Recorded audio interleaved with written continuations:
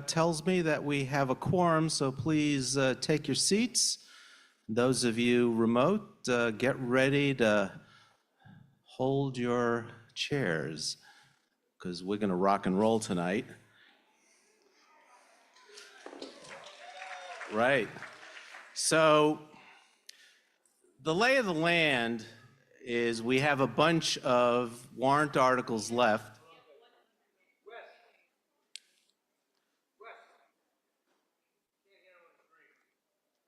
Oh, I'm told that the sound isn't working on the stream.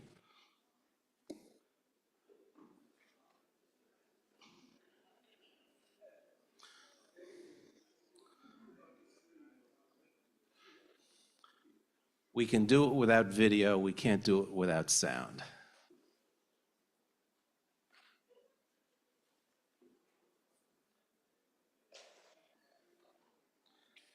And every second that ticks, the less likelihood we're going to finish tonight.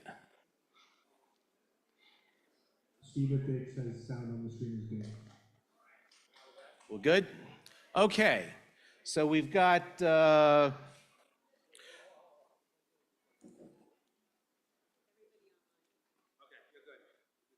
okay, I keep getting mixed signals. We've got 1, 2, 3, 4, 5, 6 warrant articles, some of which have a fair number of speakers.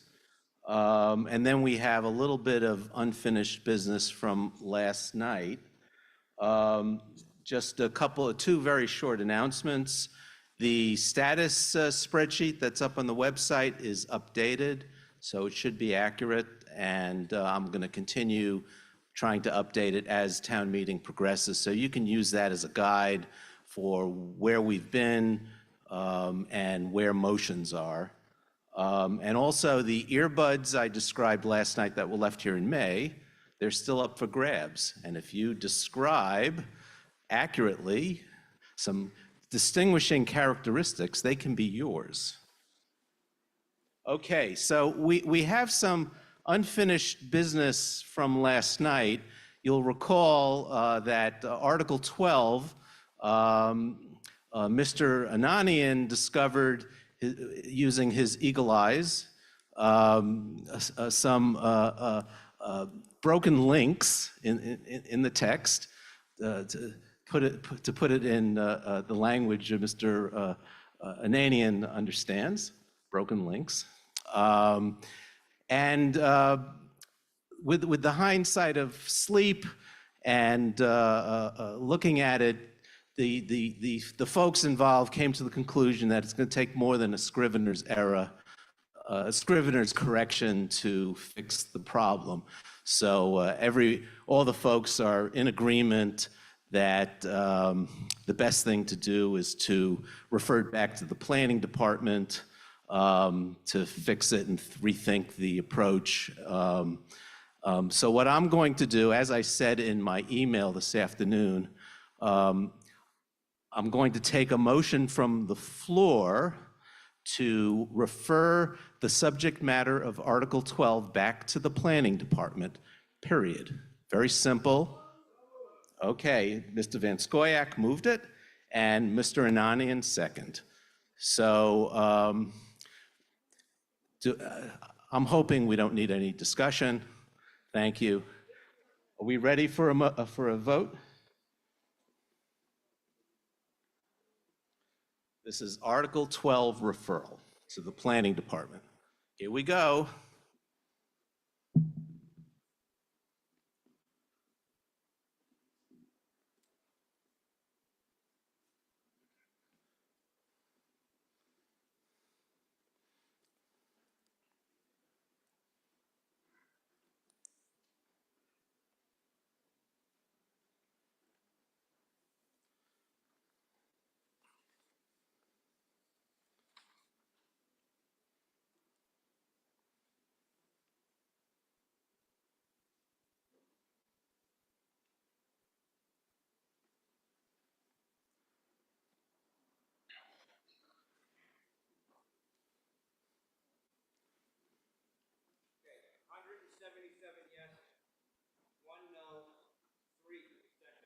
So the motion passes 177 yes, 1 no, and 3 abstentions.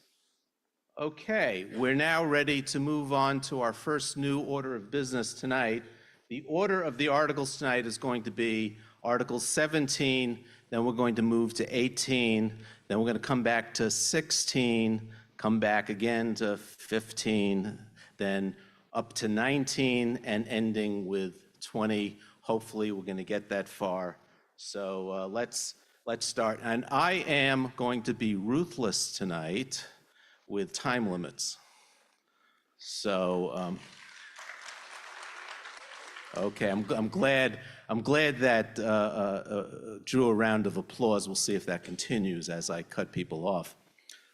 So tonight, Article 17, we have a motion which is moved by Mr. Lebovitz. And do we have a second?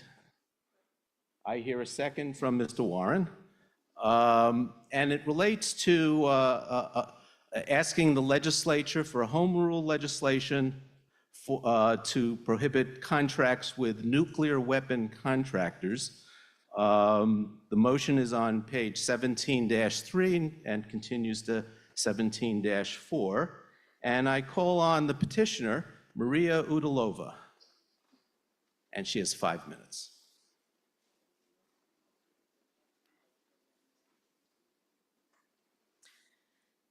Good evening. My name is Maria Udalova. I'm a senior at Brookline High School, and I live in the Brook House on Washington Street. Since my junior year, I've been involved in climate and nuclear disarmament advocacy. I'm a steering committee member of Students for Nuclear Disarmament and work with climate and disarmament groups across the country. I, alongside a rapidly increasing number of young people, believe that our world cannot be safe while nuclear weapons exist, and that we should do everything in our power to eradicate them while we still can. They have the power to extinguish all life on Earth in mere seconds. Their very existence leads to political tensions that we don't need more of, and their manufacturing, testing, and obviously their use are disastrous for our environment. I know that nuclear disarmament can seem like a topic that's way out of Brookline's scope, but I assure you that it isn't. We have the power at the community level to effect meaningful change in the right direction. So, what can Brookline do about this issue? And why should we disqualify nuclear weapons companies from bidding on city contracts? Next slide, please.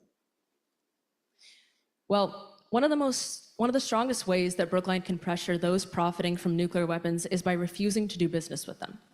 Nuclear weapons companies make more than nukes. They also make thermostats, shredders, light bulbs, and more. By deciding to not contract for or purchase any of these goods or services from a company that is also involved in the nuclear weapons industry, a municipality can vote with their dollars and send a powerful message to the entire industry. Brookline may not have contracts with nuclear weapons manufacturers, but passing this warrant article will still have a significant impact. One of the key aspects of this initiative is that as more municipalities disqualify nuclear weapons companies, they build a stronger foundation for others to follow suit. For example, Northampton's passage of the same home rule petition provided the inspiration and the groundwork for me to initiate this effort in Brookline. These actions build and pave the way for a nuclear-free Massachusetts and reinforce the state's legacy of leading historic, progressive change. Furthermore, Brookline has disarmament commitments. Next slide, please. In 2018, the town of Brookline passed warrant Article 35, or the Back from the Brink resolution, resolving that the town of Brookline, Massachusetts calls upon our federal leaders and our nation to embrace and sign the Treaty on the Prohibition of Nuclear Weapons and make nuclear disarmament a centerpiece of U.S. national security policy. Brookline should take steps to uphold this commitment and act where possible. This home rule petition would uphold this commitment. Next slide, please. There have also been precedents for this initiative. Like I said, Northampton City Council passed an identical home rule petition that was approved by the legislature and signed into law in July of 2020. Nationally, several other municipalities have also taken action to disqualify nuclear weapons companies from the contract bids, including Oakland, California, Marin County, California, and Tacoma Park, Maryland. Next slide, please. So what does warrant Article 17 propose? It would seek authorization for the town of Brookline to disqualify the companies that engage in the design and manufacturing of nuclear weapons from bidding for town contracts. As part of the current contracting process, bidders are required to complete an attestation form that collects relevant information about their bid and company. Bidders would declare if they engage in the design or manufacturing of nuclear weapons in the process of submitting the bid and completing their attestation. This would only apply to future contracts, not retroactively to existing town contracts. And like in Northampton, there can be exceptions to bidder disqualification if necessary. Next slide, please. This is what Northampton's form looks like and what Brookline's implementation would most likely look like. As I said, bidders would declare if they engage in the design or manufacturing of nuclear weapons in the process of submitting a bid and completing their attestation, and if they check the box that says yes, they are disqualified. Very simple. Next slide, please. Ultimately, this warrant article would have very minimal financial impact because Brookline has no existing contracts with nuclear weapons manufacturers and hasn't had any for several years, so we don't expect higher costs when considering new bidders. It would reflect Brookline's values and commitments. Brookline has a strong history of supporting disarmament and prioritizing peace, safety, and environmental protection. This aligns with those core values and commitments. And by implementing this, Brookline would provide a stronger foundation for other municipalities to do the same, leading to statewide change and beyond. So tonight, help Brookline make a powerful, ethical, and simple choice that supports peace, safety, and a brighter future for all. Please vote in favor of warrant Article 17. Thank you. Thank you. Next up is Perry Grossman, who's remote, I believe.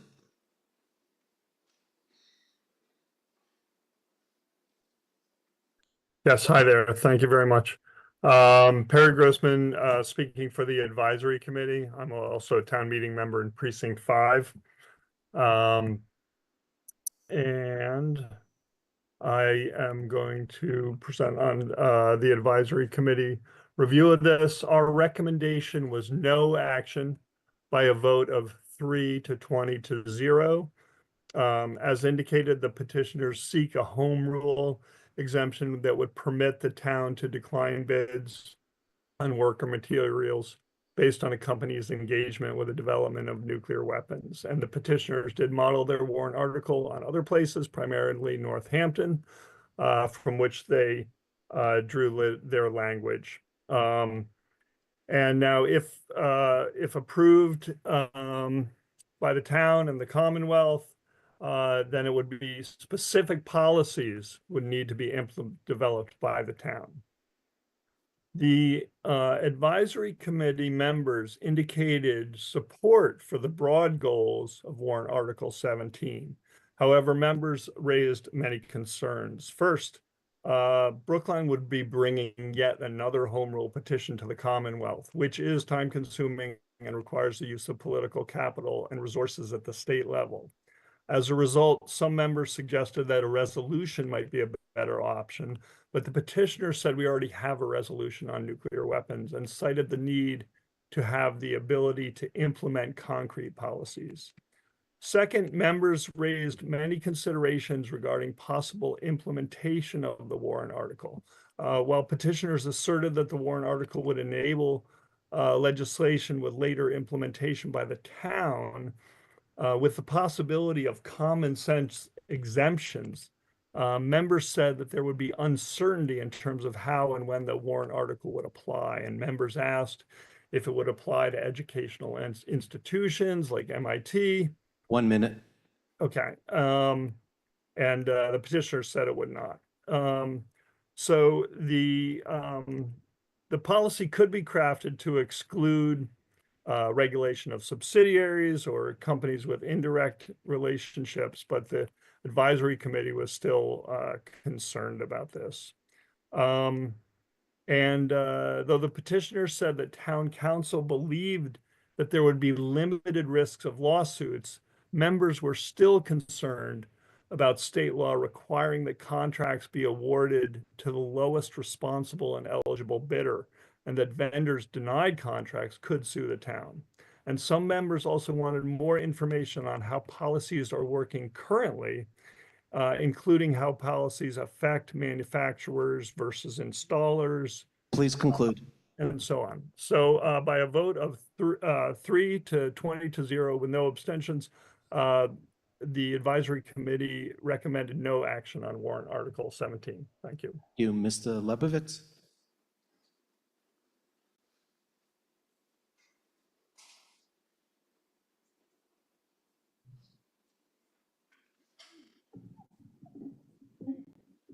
Thank you, Mr. Moderator. Alec Lebovitz, Town Meeting Member, Precinct 8, and member of the Advisory Committee, speaking as a co-petitioner of Warrant Article 17. Since my co-petitioner Maria did an excellent job outlining the provisions and motivation behind the warrant article, I plan to use my comments to address some of the concerns raised by the Select Board and Advisory Committee. Warrant Article 17, if approved by the state legislature, will provide Brookline with the discretionary ability to disqualify companies that manufacture or design nuclear weapons from bidding for town contracts. As you've heard, a nearly identical measure was adopted by Northampton and subsequently approved by the General Court. Like Northampton, the implementation of Warrant Article 17 in Brookline would be straightforward. An attestation form would be included in RFPs for town contracts that would require bidders to disclose their involvement, if any, in the nuclear weapons industry. The town would then have the option, but not the requirement, to disqualify the bids of those companies directly involved in the creation or design of nuclear arms. In essence, adding one new layer of scrutiny to our contracting practices beyond the level required by state contracting law. Because the authority granted to Brookline by this warrant article is discretionary, the town would be empowered to craft common sense exemptions to this new policy. The petitioners fully support such exemptions, including exempting bids for essential goods and services for which there are no adequate substitutes. This means that the scenario raised in the Select Board report, which envisions Brookline missing out on cutting-edge HVAC technology provided solely by a company like Honeywell, would not occur. On the question of precedent and whether this is needed, given the fact that no current town contracts are held by the companies that fall under the auspices of the article, I think it's important that we understand that the precedent has already been set. Articles 4.4 and 4.5 of the general bylaws provides the town the ability to require contractors to attest that they do not engage in discriminatory practices against any protected class, and also allows the town to disqualify bidders that fail to make this attestation. Additionally, these bylaws allow the town to withhold payments or cancel existing contracts entirely if a contractor or subcontractor is found to be engaging in discriminatory practices after winning a town contract. This represents a direct translation of our town's values into policy. As a community that values inclusivity, and pluralism, it makes sense for us to vote with our dollars to ensure that the operations of the town do not inadvertently support behaviors antithetical to our values. This is the fundamental motivation behind Warrant Article 17 as well. As demonstrated by the 2018 Back from the Brink resolution, the stated vision of our town is to achieve a future without nuclear weapons. While this cannot be achieved through municipal policy alone, we can take action to translate our vision into local policy and to ensure that Brookline lives our values by voting with our dollars. I hope you will join me in voting favorable action on Warrant Article 17. Thank you very much. Mr. Warren.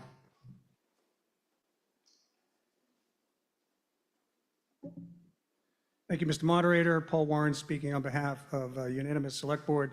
First, I want to acknowledge how incredibly impressive our young folks in Brookline are, the product of Brookline High School. So, oh, shucks, what you're saying.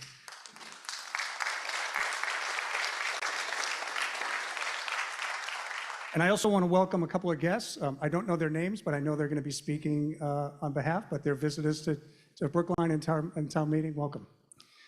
Article 17 asks the town to authorize the Select Board to file home rule legislation that asks for the ability to disqualify the companies that manufacture and maintain nuclear weapons from bidding on town contracts. The board expressed three concerns regarding Article 17. The Select Board expressed concern about the unintended impact that the article may have on our climate and sustainability efforts.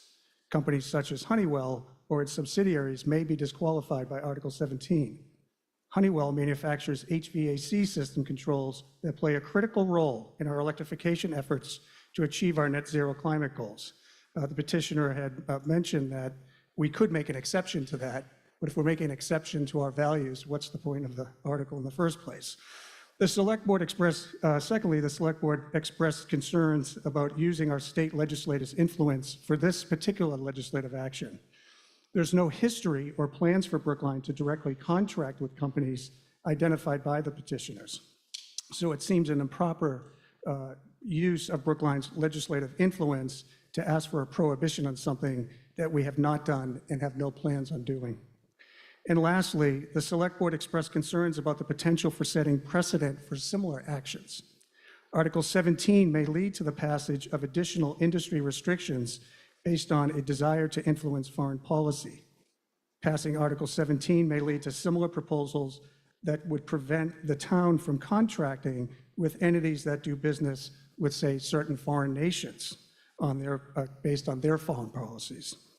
And the Select Board heard from a number of members of the community during our public hearing expressing concerns about the inconsistency of town meeting weighing in on global and foreign policy issues. Given these reasons, a unanimous Select Board recommends no action on Article 17. Thank you. Thank you. The next speaker is one of two non-resident guests that I'm going to ask your leave to permit to speak. The first is Ira Helfand, who's an emergency room doctor, but in this context, more importantly, he's the past president of the International Physicians for the Prevention of Nuclear War, which was the recipient of the Nobel Peace Prize in 1985. He's the co-founder and past president of Physicians for Social Responsibility, a member of the International Steering Group ICANN, a recipient, that organization too was a recipient of the Nobel Peace Prize in 2017. He's also a recipient of the 2023 Gandhi King Aikida Award from the Martin Luther King International Chapel at Morehouse College. I do hope no one objects. Mr. Helfand.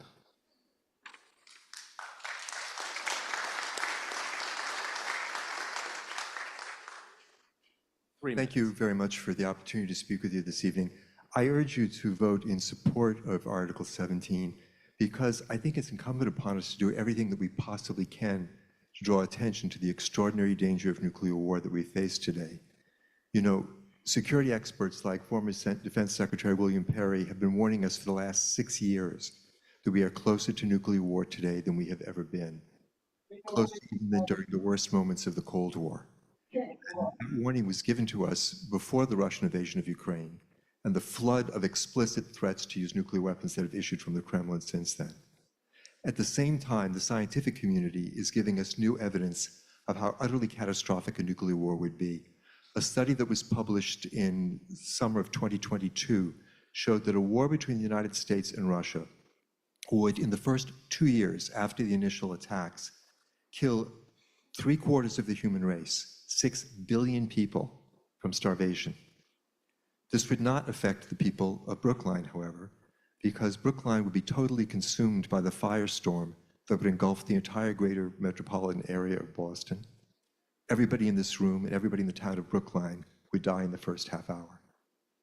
I'm not sharing these things with you tonight to be sensational or to be scary, but because we need to understand that this is literally the danger that we are facing every day that we allow these weapons to continue to exist. And it is necessary that we change the current situation where we are sleepwalking towards this disaster. In the 1980s, people paid attention to this all the time, and we changed US and Soviet nuclear policy.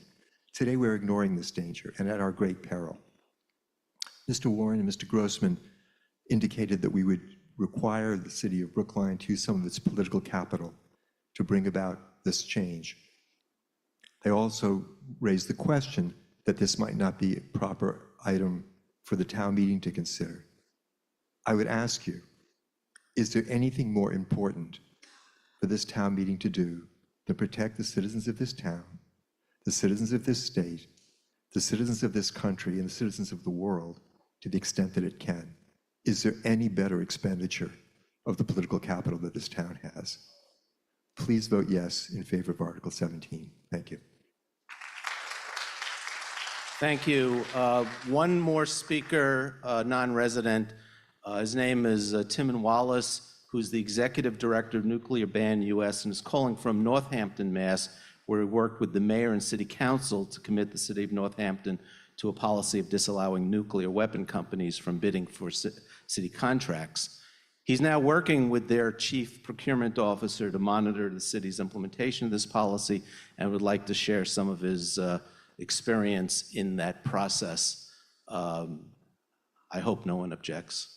Okay, thank you. So Mr. Wallace is calling is remote. And Mr. Wallace, you'll have 3 minutes. I'll give you a 1-minute warning. And please state your name for the record. Yes, thank you so much for allowing me to speak. My name is Timon Wallace, and I'm calling in from Northampton, as was said. Northampton, like Brookline, passed a resolution, ours was in 2017, calling on the federal government and the nation to embrace the nuclear ban treaty and make nuclear disarmament the centerpiece of our national security policy. After that resolution was passed, our coalition in Northampton went to our mayor and to some city councilors, and we asked them to take the next logical step to follow up on that resolution by committing the city to align itself with the nuclear ban treaty and to dissociate the city as far as possible from anything to do with nuclear weapons.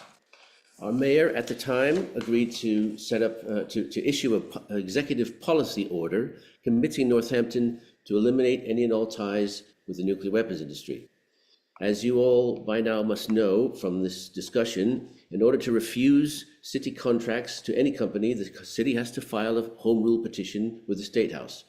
And we got the mayor's office to draft a home rule petition, very similar to the one you have in front of you. He got it approved very easily by the city council. Our state rep and our state senator used very, very little political capital to get it passed by the State House. It took less than a year to do that, and it was all done, passed by committees, both houses, and signed by the governor within 7 months of being entered into the State House, which is a record as far as I know, because most bills take years. Since 2020, we've had a change of mayor and more recently a change of chief procurement officer, but the executive policy order in Northampton remains in force and is being implemented as effectively as possible. Which is not an onerous task. I met with our chief procurement officer just the other day for an update, and he shared with me the affidavit that he has produced that all companies must sign if they want to bid for a Northampton City contract. It says that neither the company nor its parent nor any subsidiaries have any contracts currently related to nuclear weapons. And as someone has pointed out, there are not many that do, but still it makes a difference in terms of how we impact these companies. The impact of having this commitment on a city like Northampton, and I assume the same would apply to Brookline, is minimal. Most smaller cities do not have contracts with these big defense contractors, and if these companies are notified by the city, 1 minute, they are unlikely to bid for the contracts in the first place. But the impact that this kind of commitment can have on those companies and potentially on the nuclear weapons policies of the federal government is not minimal. I did my PhD research in the 1980s on the impact of divestment and boycott campaigns on these companies in the 80s and their role in getting Ronald Reagan to make the massive turnaround that he did on nuclear weapons. And it was the cities that had the biggest effect on that. These companies do not like finding out that they're on the wrong side of history, and they will take steps to save their reputations and their profit margins. So I hope you will decide to join this valiant band of towns and cities who are going to change history again. Thank you. Thank you. I have 2 more speakers, and then I have 2 folks with questions, and then I see Mr. Margolis. So the next up is Ms. Beck. And start by introducing yourself, state your name and address. Hello, my name is Alma Beck. I'm a freshman at Brookline High School. I live at 98 Fuller Street, Brookline, Massachusetts. I'm not going to pretend that I'm an expert on any of this. I'm 15 years old. I haven't lived through the Cold War, the bombings of Hiroshima and Nagasaki. I don't have a degree in nuclear physics or political activism or anything like that. What I do know is that I love this world we live in. Sometimes it's a crazy, violent world, but a place we can always find pockets of peace and community wherever you go if you're looking for it. And I want to preserve that. But I'm scared. Nuclear war isn't like other threats. It wouldn't be like any other war, any other natural disaster, where there is hope of rebuilding and the promise of somewhere safer to go. It would be the end of this world. That being said, when I'm faced with this issue, I'm not consumed by fear or despair at all, and I hope you're not either, because I know the steps we can take as a community to end this threat. The United States has disarmed over 88% of its nuclear arsenal since the 60s. Change is possible, and those changes happen because communities and local governments saw an issue and set out to have their voices heard. You are in a position to make this change happen again. Brookline has already pledged to disarmament when we passed Warrant Article 35, the Back from the Brink resolution in 2018. This resolution called upon our federal leaders and our nation to make nuclear disarmament a centerpiece of U.S. national security policy. By passing this warrant, we are working to uphold our promise. Brookline pledged to work towards nuclear disarmament, but that pledge means nothing if we do not take action to fulfill it. By disqualifying nuclear weapon companies from bidding on Brookline contracts, we are not only upholding Brookline's commitment to disarmament and values of peace, justice, care for human lives, and environmental protection, we are making it easier for other municipalities to do the same, just as Northampton has done for us. We must let it be known that we will not work with companies that are putting humanity at risk for the sake of profit. We cannot be complicit. Please vote in favor of Warrant Article 17. Thank you.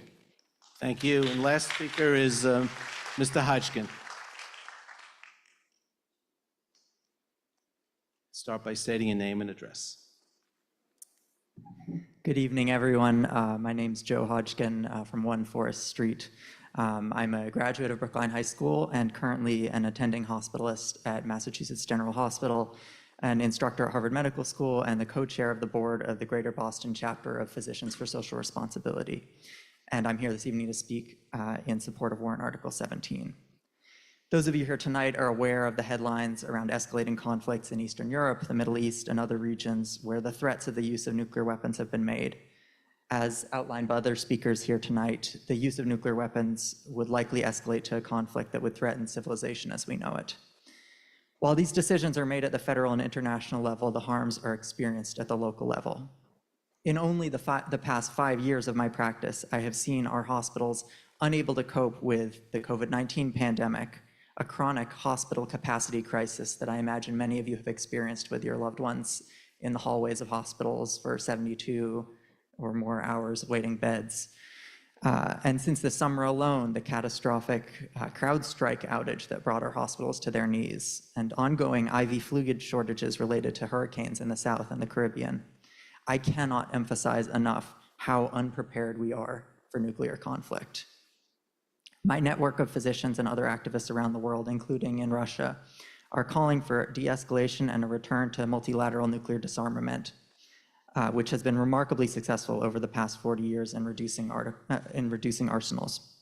The United States could take a leading role in such policies, and even in the new administration, there are those who support this. In 2017, 122 countries voted to approve the Treaty on the Prohibition of Nuclear Weapons in the UN General Assembly. We all have a role to play in addressing this existential threat, even in our communities and local governments.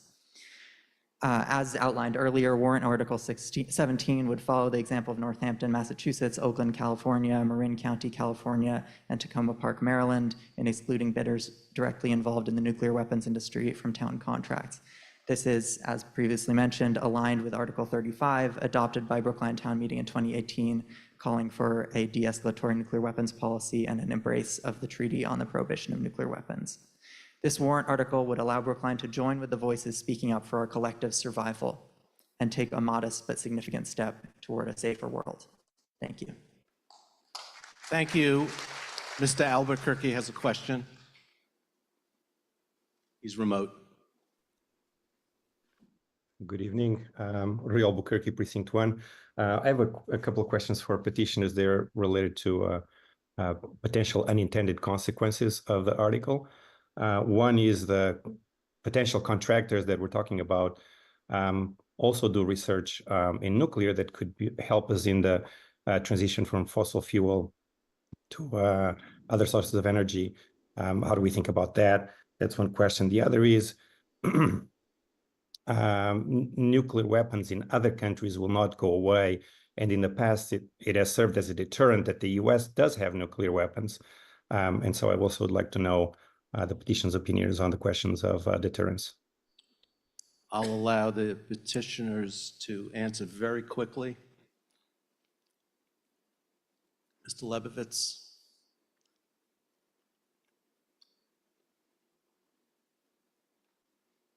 Thank you, Mr. Moderator, and thank you for the question. To the question regarding essentially, is this unilateral disarmament? I think we would argue that it is not. As was mentioned by one of our speakers this evening, Municipal policy changes in this vein in the 1980s had significant impact in shifting the approach our national leaders took to this issue on the world stage. And our hope is that this will encourage more diplomatic engagement with our adversaries that are have nuclear weapons of their own, and that we can see international cooperation towards multilateral disarmament, again, as had occurred in previous decades after that initial kind of push that came as a result of municipal policy changes like this. And the second part of the question was, can you remind me? Climate change. Yes. As I mentioned in my remarks, we are very supportive of the inclusion of common sense exemptions to this policy. This scenario, again, that was raised of, say, if there's a HVAC technology innovation that's only available from one vendor that we see as really essential to meeting our climate and sustainability goals, we would support exempting that from this policy. But I think our expectation in consulting with town staff and experts is that this scenario will likely not arise very frequently. We don't expect there to be many exemptions issued under this policy, but we did think it important to include that option and the fact that this is a discretionary choice the town will be able to make. Thank you. Mr. Zelka?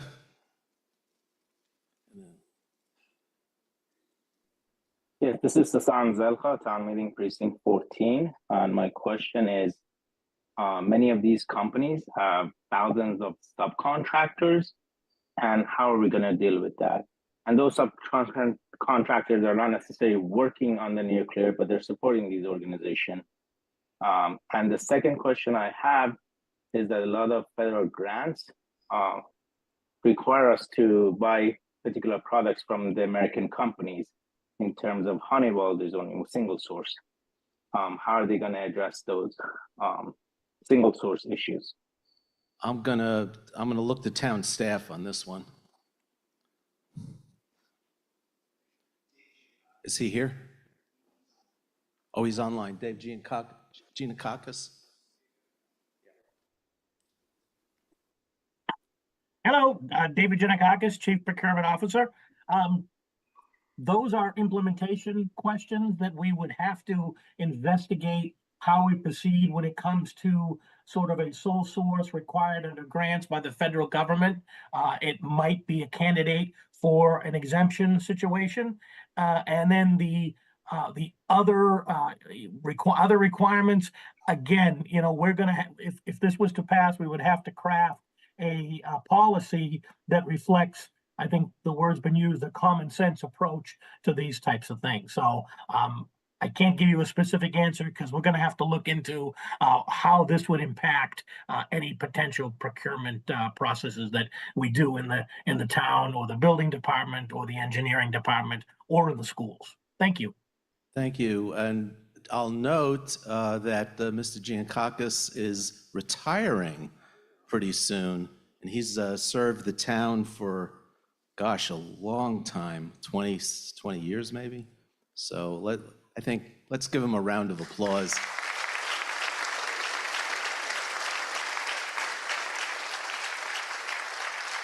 Mr. Margolis. Thank you, John Margolis, Precinct 7. I might note before I ask my question that I am a true child of the atomic age. I was born the day after the bombing of Hiroshima. But my question is whether anyone here knows of any analogous petition or measure passed by any municipality or regional government in Russia, China, North Korea, or Iran. I'll take that as a, do we have an answer? It's either yes or no. Yeah, very 20 seconds. Yeah, you can go to that mic. Yeah, I doubt very much that there is that kind of initiative in any of those countries, and that's all the more reason why we in the United States, which have a democracy, need to provide leadership in this process. Again, we're not asking the United States to disarm unilaterally. We're asking the United States to provide leadership to the world in getting us out of the terrible mess that we're in currently. And it's a responsibility which we as Americans, because we live in a democracy, uniquely have. David Titel, Precinct 8. I believe I found a Scrivener's error. Is that a point? Is that a point of order, or? Well, shoot. If you look, you'll see that the words "or maintenance" is struck from the middle of section 1. No, I think that's intended. That is intended. But if you see at the very end of the paragraph, it says design, manufacture, or maintenance of nuclear weapons. I think that second "or maintenance" is supposed to be struck. And I see a yes. Okay. So Thank you.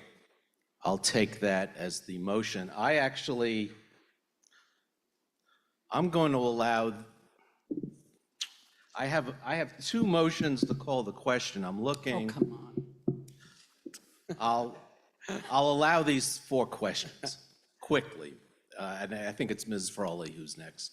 Thank you, Regina Frawley from Precinct 16. I wonder, there are hundreds of small business people who provide different parts of the thousands of parts that go into any weapon, including nuclear. Every one of those people have to be secure. They are forbidden to acknowledge what they do. It's part of the deal. And any questionnaire you have could either put them in a pains of penalty situation, or they can't answer it and you draw wrong conclusions that they're people who can't provide the contract for the town of Brookline. So security clearances, I didn't hear in any of the meetings I've gone to, I have not heard that addressed or even understood how severe that is. Thank you. Thank you. Mr. Vanskoya, and then Ms. Gladstone. Then I don't see anyone else, so we'll just go to a vote. John Van Scoik from the Select Board. And I have 2 questions from the person from Northampton, if that person is still with us. Is he? On the line? Maybe? He's there. He's there, great. Well, why don't you ask the question, and then it's up to me to recognize him. Oh, that's fine. That's if fine it's with me. appropriate. That's fine with me. I just wanted to get some perspective. My understanding is that a company known as L3 Harris, which is directly involved in the manufacturing of nuclear weapons technology, has a branch in Northampton. And so the question is, does Northampton collect taxes from this company? And in his view, does that make Northampton in any sense a beneficiary of manufacture of nuclear weapons? No. That has nothing to do with contracting. No.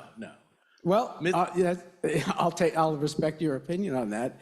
The second question is simply to confirm some information, which, and I hope people don't misunderstand my point in bringing this up. I'm not taking a position myself, but the Northampton, doing things because they were done by other communities can become a little bit complicated.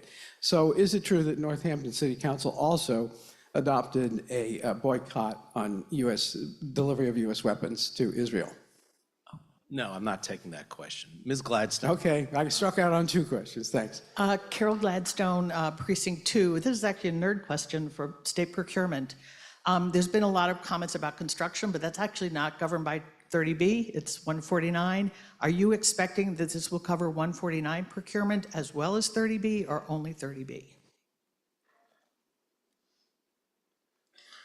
Alec Lebovitz, town meeting member, Precinct 8.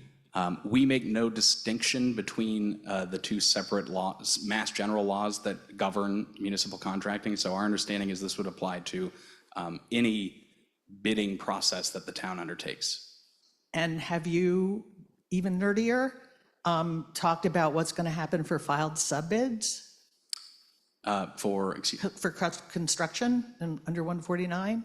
Our understanding or from reviewing the companies that this policy would likely be applicable to is that the majority of them, in fact, I can't think of a single one that's involved in the construction industry. And there's a full list included in the article description in one of the footnotes.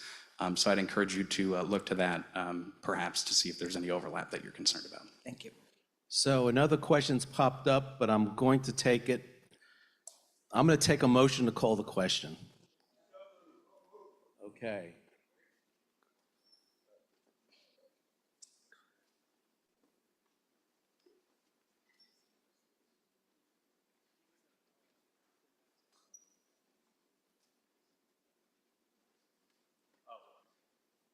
Sorry, Marty Rosenthal is waiting to speak.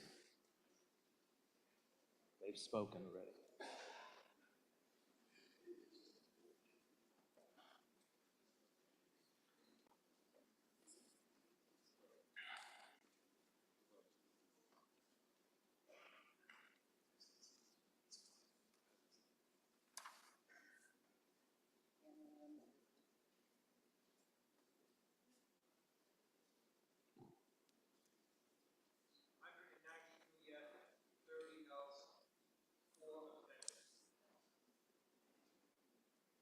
Motion passes 192 yes, 30 no, 4 abstentions. Now we proceed to the vote, which is on pages 17.3 to 17.4 with the Scrivener's error that was noted, which removes the last phrase "or maintenance" on 17.4. Yes, we'll ask our select board to have our state representatives file a home rule petition as described. No is we don't. We're dropping the election, the vote.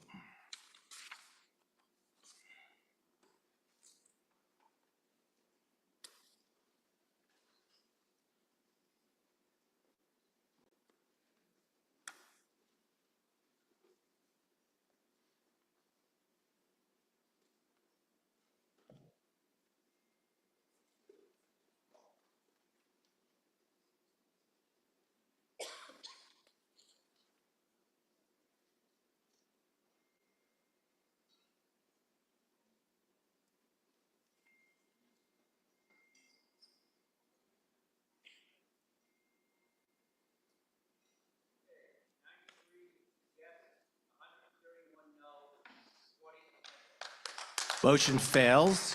93 yes, 131 no, and 20 abstentions.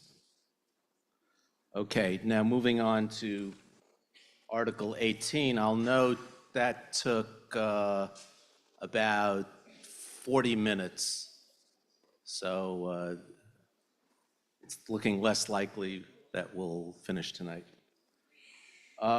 Next up is Article 18, which is, again, is a home rule petition to file a home rule petition to ban certain rodenticides, as you're going to hear.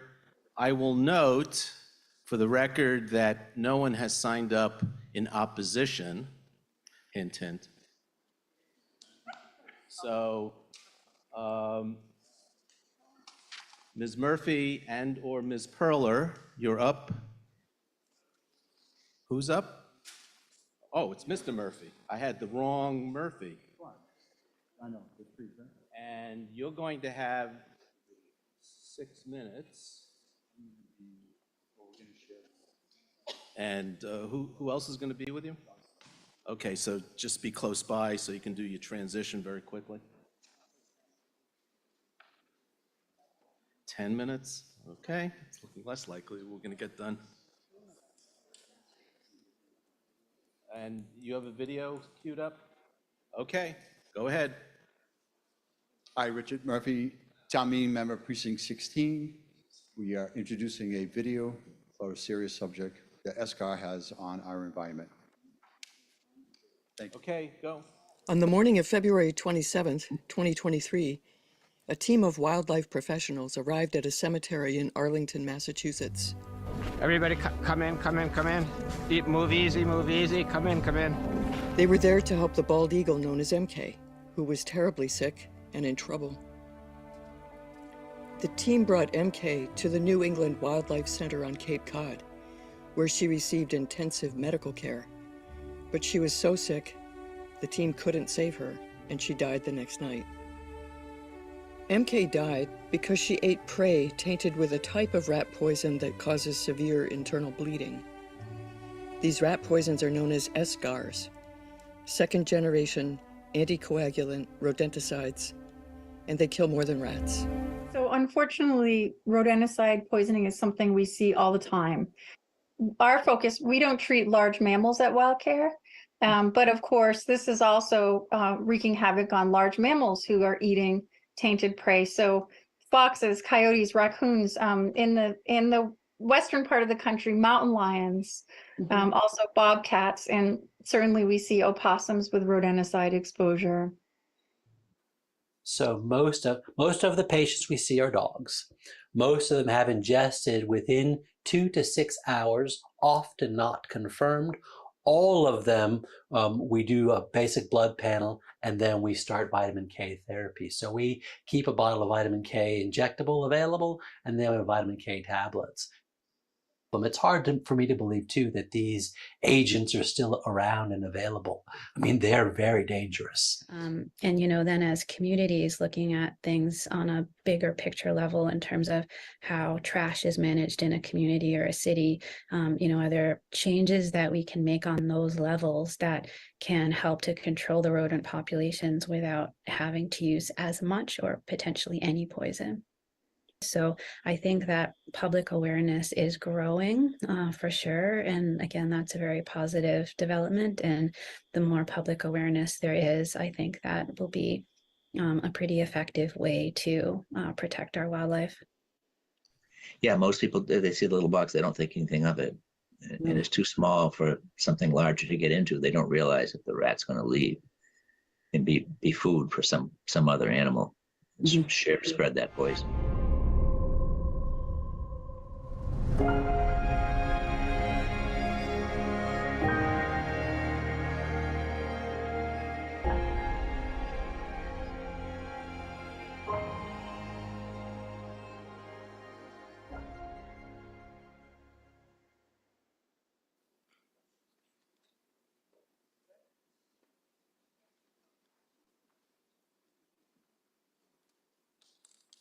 Is there anything else on here?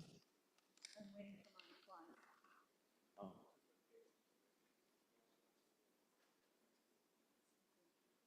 Stop the clock.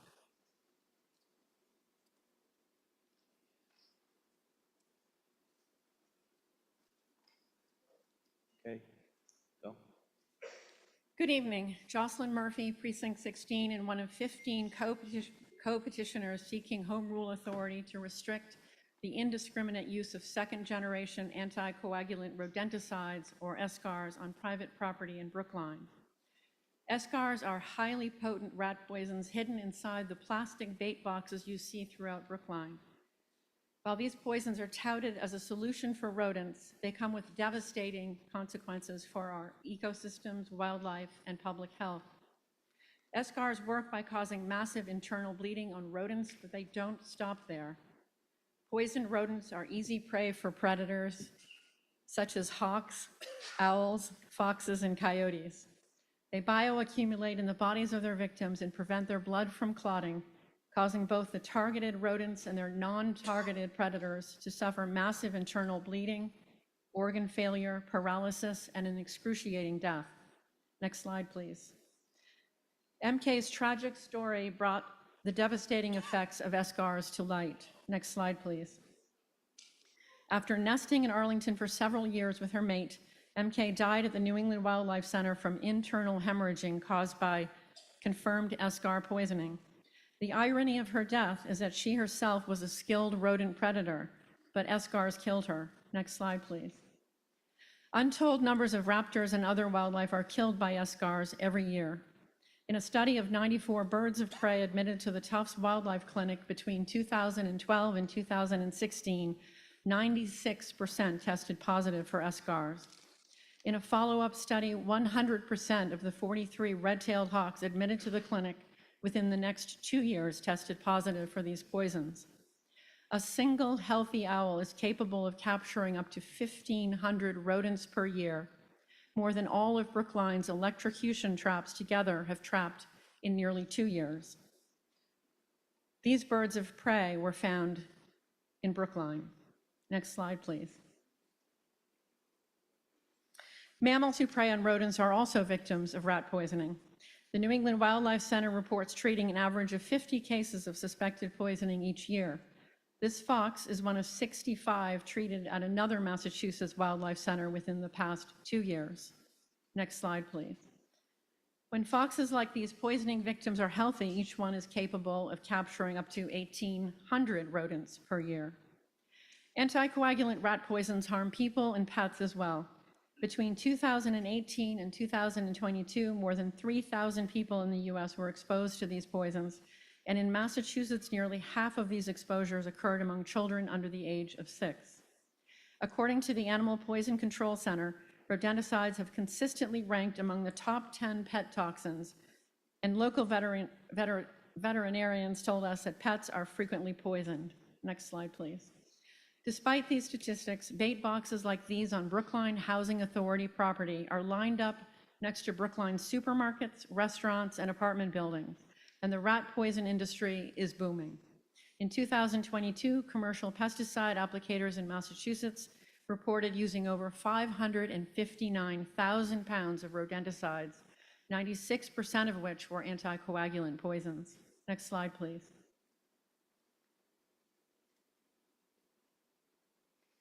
According to data from Brookline's rodent complaint tracker, SCARs are not effectively reducing the rodent population in Brookline. The data shows that despite the widespread use of SCARs and electrocution traps, rodent sightings have increased since 2023. And yet these poisons are killing the wildlife that are our greatest defense against rodents. Next slide, please. This is a barred owl that was recovered from a back porch in Brookline and taken to Tufts Wildlife Center last month. The owl died on arrival from suspected anticoagulant rodenticide poisoning. Next slide, please. Action is needed, and we must begin by taking local action. Along with Representatives Balzer and McGregor, Senator Cream has enthusiastically agreed to support this petition, along with Newton's petition, which has been reported favorably out of committee. Because Newton and other Massachusetts communities have filed similar home rule petitions, Brookline's is not expected to require additional significant resources, and it will help encourage statewide action, which is the petitioner's overarching goal. We respectfully ask that you join Mass Audubon, the Charles River Watershed Association, the MSPCA, the Sierra Club, the Friends of Brookline Raptors, Brookline Bird Club, Climate Action Brookline, and the Brookline Green Space Alliance by voting favorable action on warrant Article 18. Thank you. Thank you. Mr. Buono. Mr.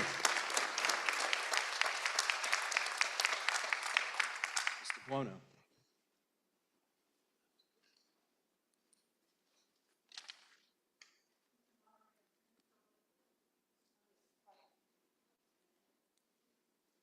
Oh, I'm sorry. Okay. You have 1:33 left. So can you wait till my slides come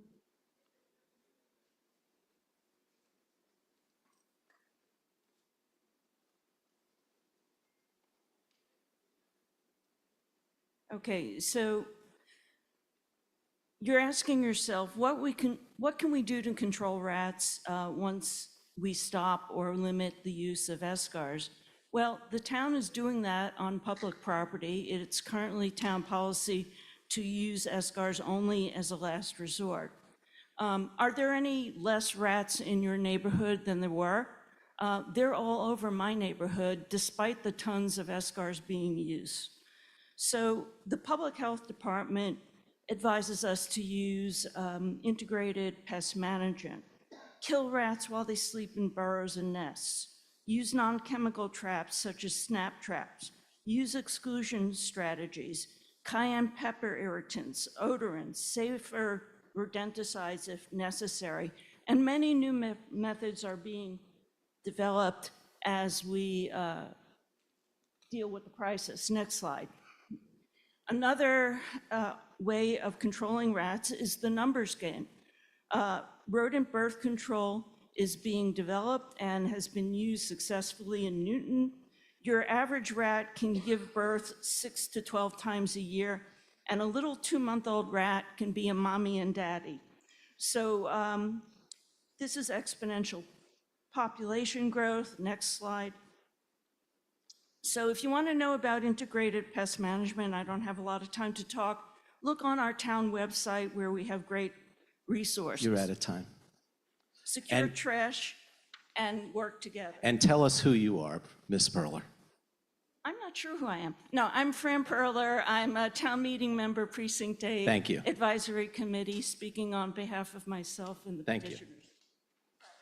Mr. Buono.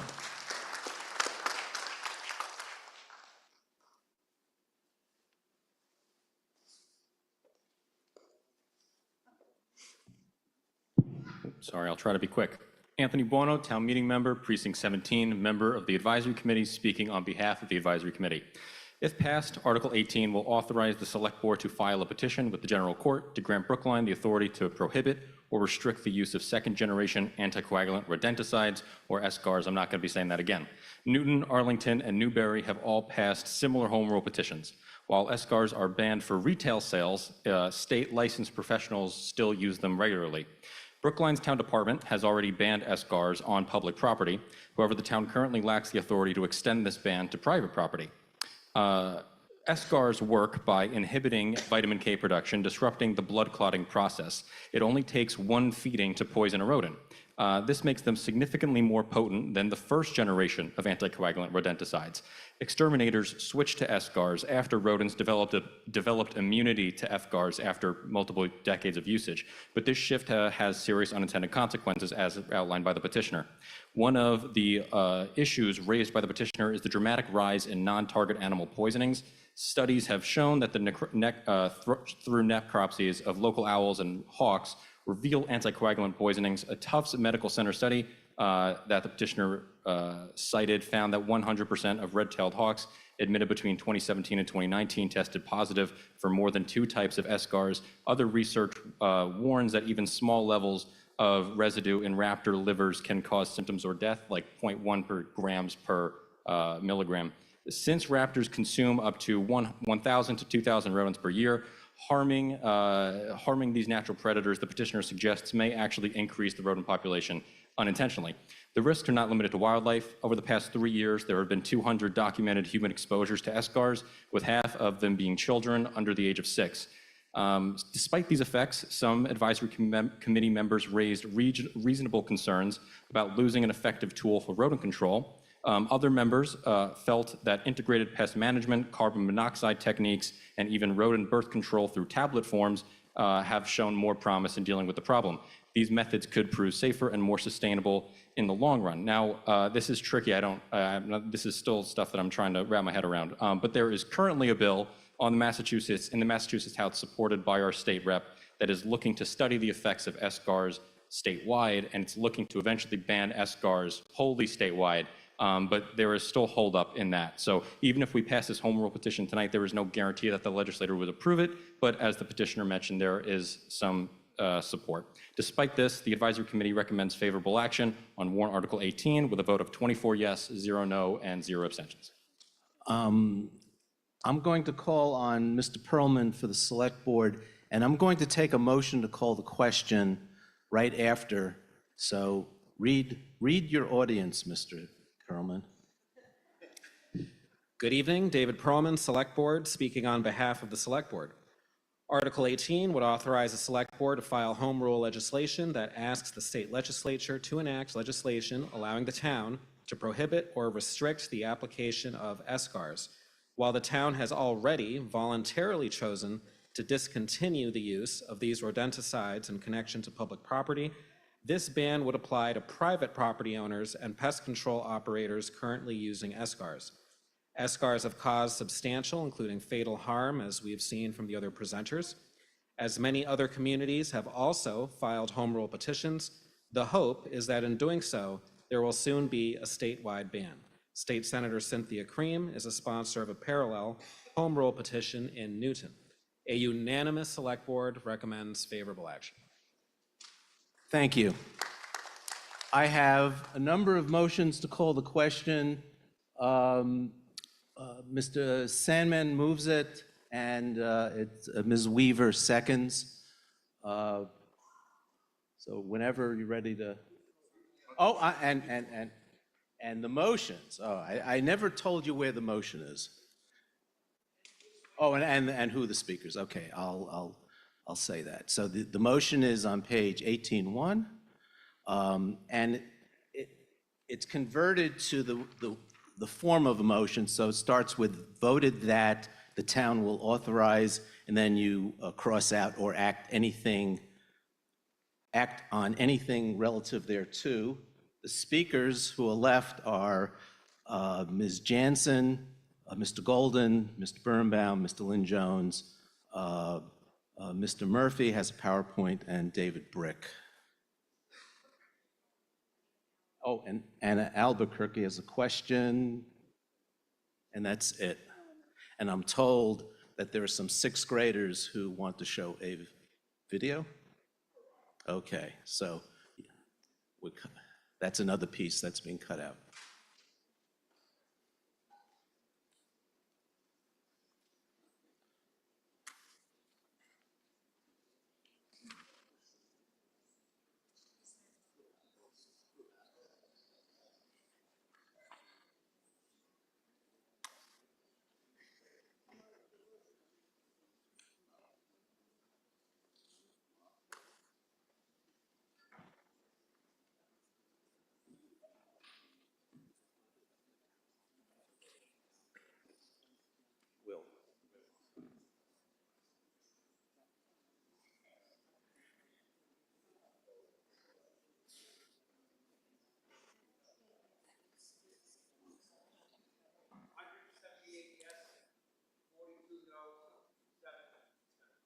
So it passes 178 yes, 42 no, and 7 abstentions. And I didn't announce who the moving party was in the second. It's moved by Ms. Murphy and seconded by Mr. Buono. And I have my folks in the back backstopping me as I make all these errors. Okay, so now we're moving on to Article 16.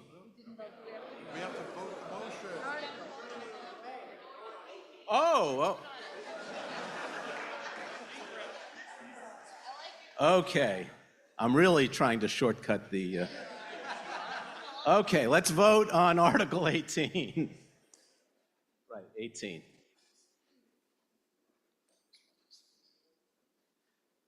Ready to go? Oh, it's going, okay. You can tell I didn't get a lot of sleep last night. I was a little sharper yesterday.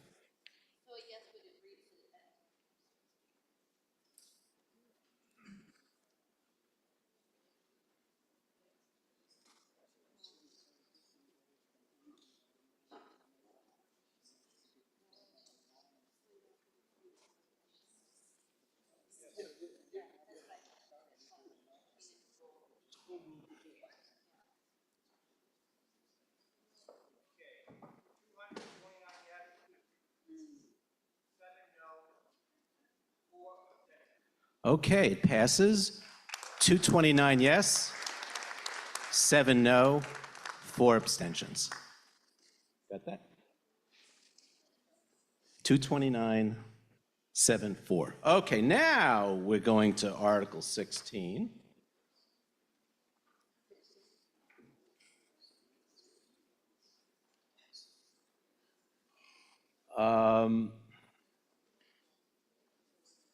The motion is on supplement, Article 16, Supplement 1, pages 1 through 9, and it's moved by Mr. Harris and seconded by Mr. Penzel. And we have an interesting circumstance here that you're going to hear about. Town Council has taken the opinion that portions of this article are of doubtful legality. So the way we're going to do this is the petitioners are going to have 10 minutes, and then I'm going to give Mr. Callanan 4 minutes to tell us about his reasons why he thinks it's of doubtful legality. And then Mr. Penzel for the advisory committee will speak, and part of his speech is going to be talking about some disagreement with that and some differences of opinion. So, and then we'll get into the other speakers. So, Ms. Olivia Fox. Fisher Fox, I'm sorry. Thank you, Mr. Moderator. And I will fix. Olivia Fisher-Fox, co-coordinator of the Brookline Mothers Out Front Tree Team, resident of Precinct 4. Article 16 is about protecting and growing our tree canopy, the resource that will help us through extreme heat, heavy rains, and rising carbon levels, just to name a few benefits. We'd like to tell you why we created this warrant article, what it does, how it works, and why we need your support. Next slide, please. Globally, we just had the hottest summer on record. In Brookline, we had 34 days above 90 degrees, 4 heat waves, and 3 heat emergencies. The heat island effect is getting worse. Stronger storms are causing more flooding, and we're losing our tree canopy. Next slide, please. And it's our tree canopy that protects us from climate change by providing shade, cooling, carbon capture, and absorbing stormwater. Did you know that the temperature under a tree can be 20 to 45 degrees cooler? The trees can reduce ambient air temperature by 2 to 9 degrees. That our tree canopy diverts 49 million gallons of stormwater annually. Next slide, please. And yet, we are losing an average of 12 acres of tree canopy per year. Just to keep pace, we need to plant 700 trees a year. But the town is only planting 350 to 400, half of what we need. The cost of closing that gap would be $450,000 to $525,000 per year. But more so, we don't have enough space on public land to compensate for all the tree removals on private land. This is why we need to better protect trees on private property, which is 68% of our land area. Next slide, please. Simply put, when you take down a healthy tree, you undermine the town's climate resiliency. That's why Article 16 acts on the recommendation of the Urban Forest Climate Resiliency Master Plan that we increase protection and planting on private land. It prioritizes public health and climate resiliency and seeks to balance individual property benefits against costs to the community. Next slide, please.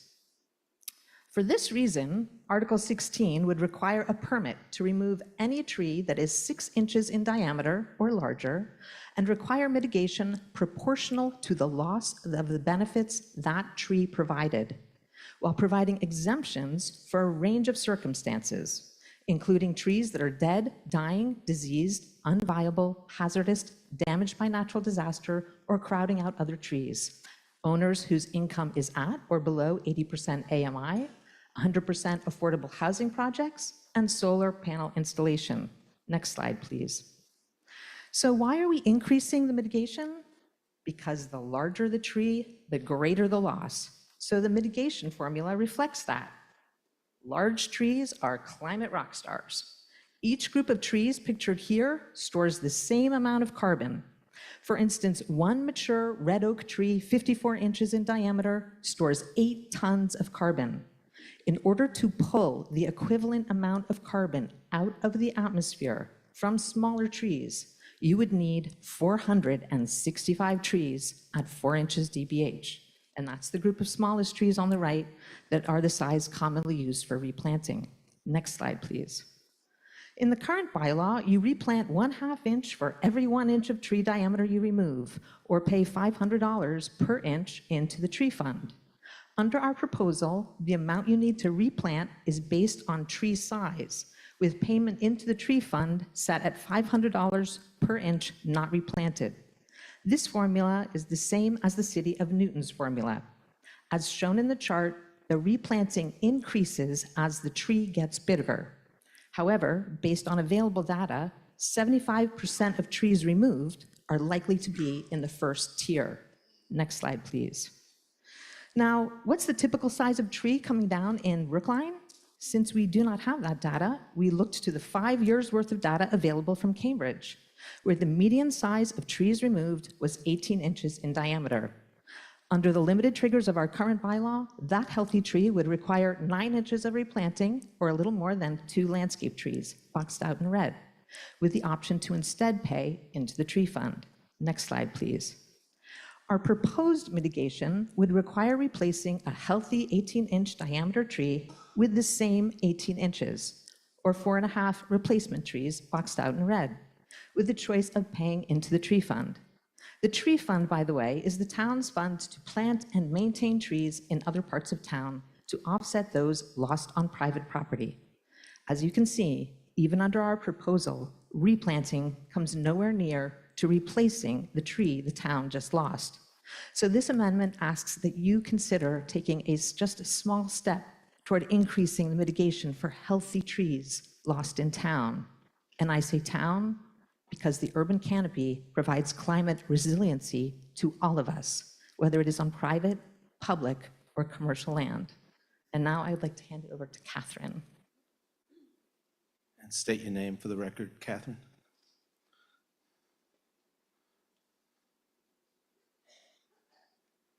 Good evening. Catherine Donaher, Precinct 2, Mothers Out Front Tree Team. Next slide, please. The process for getting a tree removal permit in Brookline is modeled after those in Cambridge and Newton.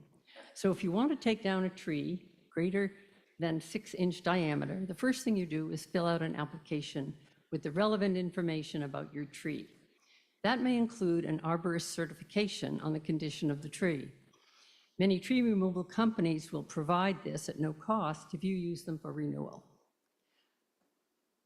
After your filing, if you're exempt, no further action is needed. You can go ahead, remove your tree. If you're not exempt, then you'll check with the DPW's reviewing agent about the mitigation required. That's providing replacement trees or contributing to the tree fund or a combination of both. Then you can remove your tree under the conditions established in your mitigation plan. Next slide, please. So how much will this program cost? DPW estimates that the cost of the program, when fully operational, to be about $290,000 a year.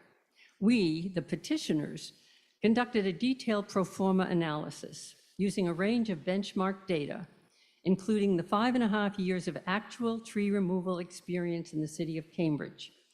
That analysis shows that this program, properly enforced, could generate the revenue to be self-funding. In simple terms, tree protection should pay for itself. Next slide, please. But what about the cost of not protecting our canopy? Let's look at just some of the many ways tree protection benefits us. For little money, we can preserve all of these remarkable benefits for our future. Our climate resiliency master plan has calculated the value of some of these that are quantifiable benefits, like stormwater runoff diverted, $2 million a year, ozone removed, $154,000 a year, particulates in the air removed, $52,000 a year. Others, like animal habitat provided, excessive heat shielded, environmental justice enhanced, they're priceless. We can't put a dollar figure on them. It's really all about the quality of life in Brookline. These benefits far outweigh the cost. They are indeed priceless. Next slide, please. Climate change is a global existential threat, but our tree canopy plays a major role in protecting us here where we live. It is our very best insulation against climate change. The truth is, when individuals cut down healthy trees, they impose a cost on all of us. They take away the oxygen we breathe, the shade we need. They make our town less livable. Our predecessors left us a magnificent gift in the tree canopy that protects us today. That's why we need your leadership on this matter tonight. By voting for Article 16, you can leave your own legacy of trees to every person in Brookline today and to your children and grandchildren. We ask you to join the Select Board, Advisory Committee, Planning Board, Climate Action Brookline, Mothers Out Front, PACS, and Brookline Green Space Alliance in supporting this article. Please vote yes on Article 16. Thank you. Thank you. Mr. Callanan.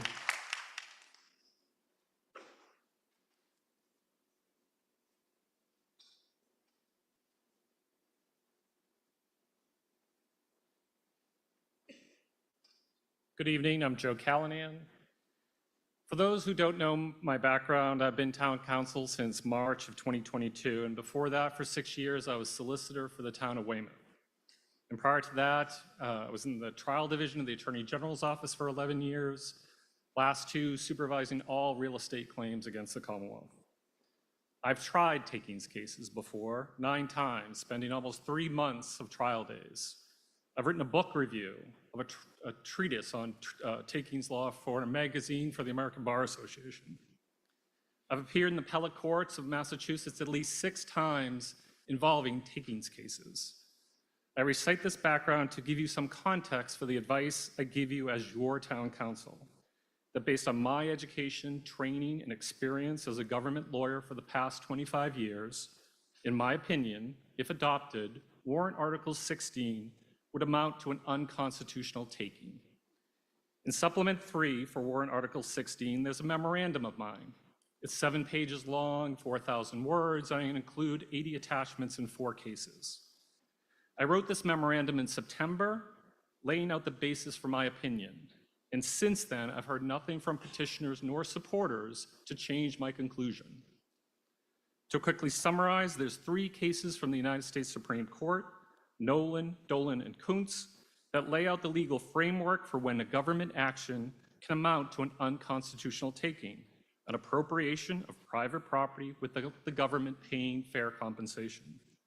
Warrant Article 16 would not amount to a per se taking, where the government takes private property and makes it public, nor would Article 16 amount to a regulatory taking, where the government action deprives a private landowner of all economic utility of their land.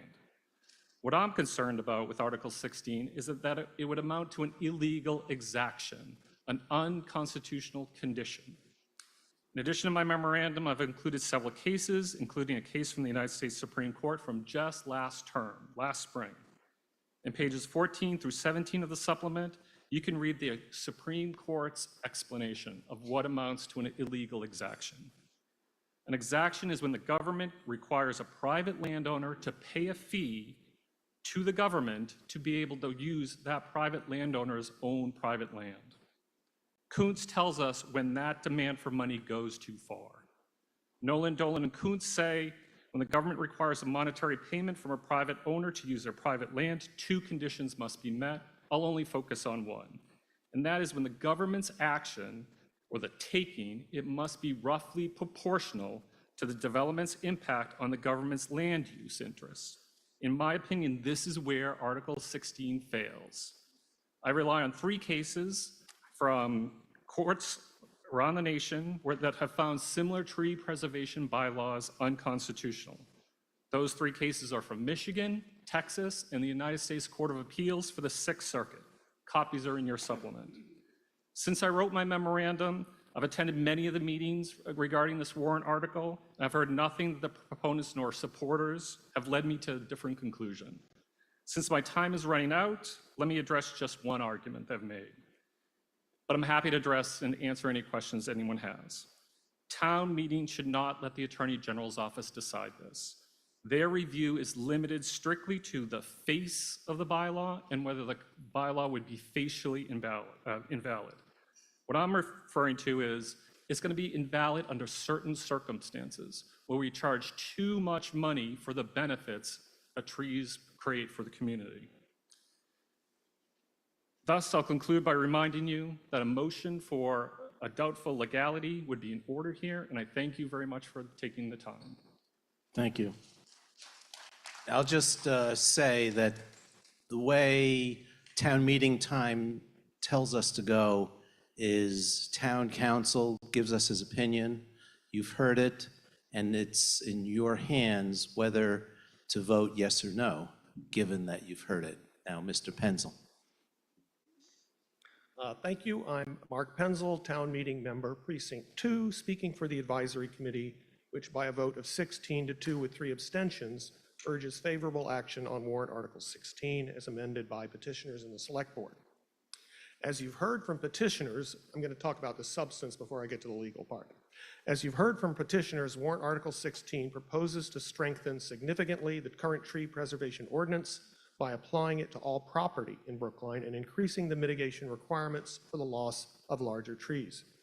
The committee was very impressed by the hard work and flexibility displayed by petitioners in considering all and accepting many of the changes suggested by committee members and others.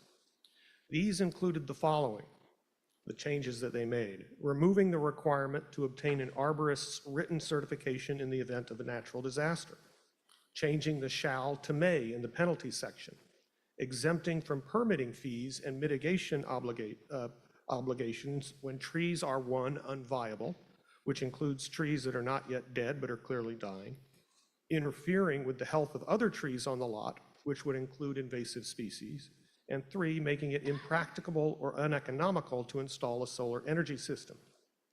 Petitioners deleted excavation, standing alone as a triggering event for the bylaws application, added flexibility for the town to approve a smaller tree save area if necessary due to the property circumstances, expanded the areas in which replacement trees could be planted, included provisions exempting lower income property owners from the mitigation and fee requirements, and included provisions lessening the cost of compliance for 100% affordable housing development.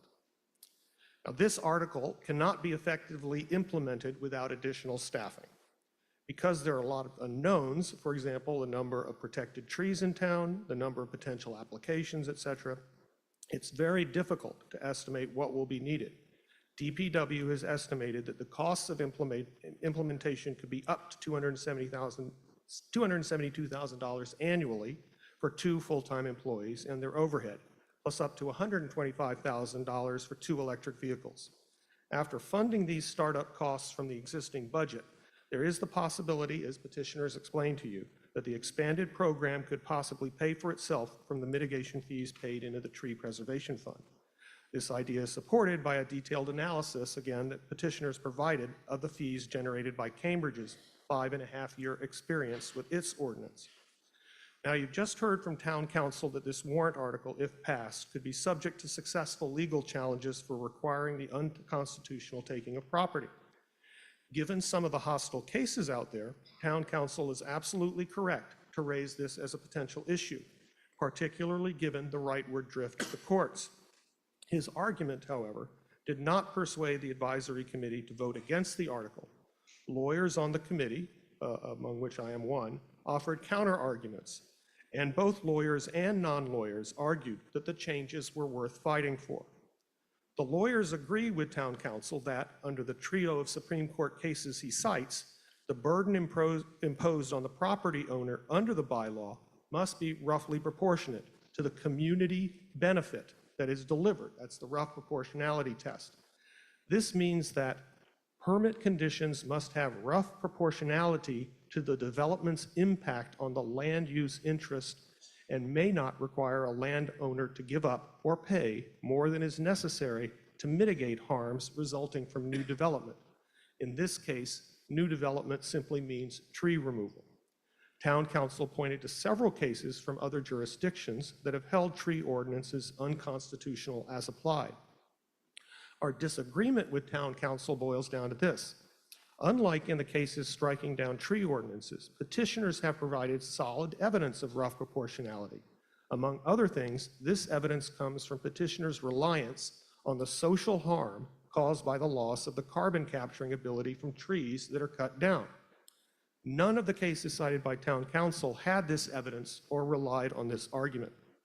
Petitioners have provided evidence of the carbon capturing ability of trees and how it increases exponentially with the tree's size. While petitioners have not quantified the harm from lost carbon capturing ability in monetary terms, we know that that harm is real. Because that loss is the societal harm, the exaction or taking from a private property owner who chooses voluntarily to cut down a healthy, protected tree is the requirement that the owner plant trees to mitigate that lost carbon capturing ability. If anything, as petitioners' figures make clear, even with the increased mitigation requirement, the property owner gets off cheaply, as far more replanting could have been demanded before the loss was fully mitigated. In other words, we should not need evidence of the monetary effects of tree preservation when we are relying on the like-for-like comparison of the lost carbon capturing ability. Money comes into play only if the owner instead of replanting, chooses to make a payment into the tree preservation fund, and then the amount of the payment is tied to the monetary cost of replacing the lost trees, which the evidence in the record showed was roughly proportional. This distinguishes our case from, for example, the Texas case that town council cited in his memo, where the municipality provided, quote, no evidence of any projected impact caused by the removal of trees during the development. Now, I'm sure that town council, as certain as he is in his argument, would not claim that his argument is guaranteed to win, particularly when neither Massachusetts state courts nor the First Circuit has addressed the issue. And by the same token, the lawyers on the advisory committee also wouldn't guarantee victory. But together, the advisory committee believes that any counter arguments are certainly worth making in support of what the town has set as an important policy goal. So the advisory committee urges you to vote favorable action on warrant Article 16 as amended. Thank you. Thank you. Next up is going to be you, Madison, and just for your information, I've received a couple of call to questions, which I'm not going to take because I don't think the arguments have been laid out completely. And a number of folks have submitted, I think, valid questions that I think you should hear. So I'm going to take a few more speakers, then we'll go to the questions, and then after that, if it seems like the issue has been laid out, I'll then take a motion to call the question. So the next up is you, Madison.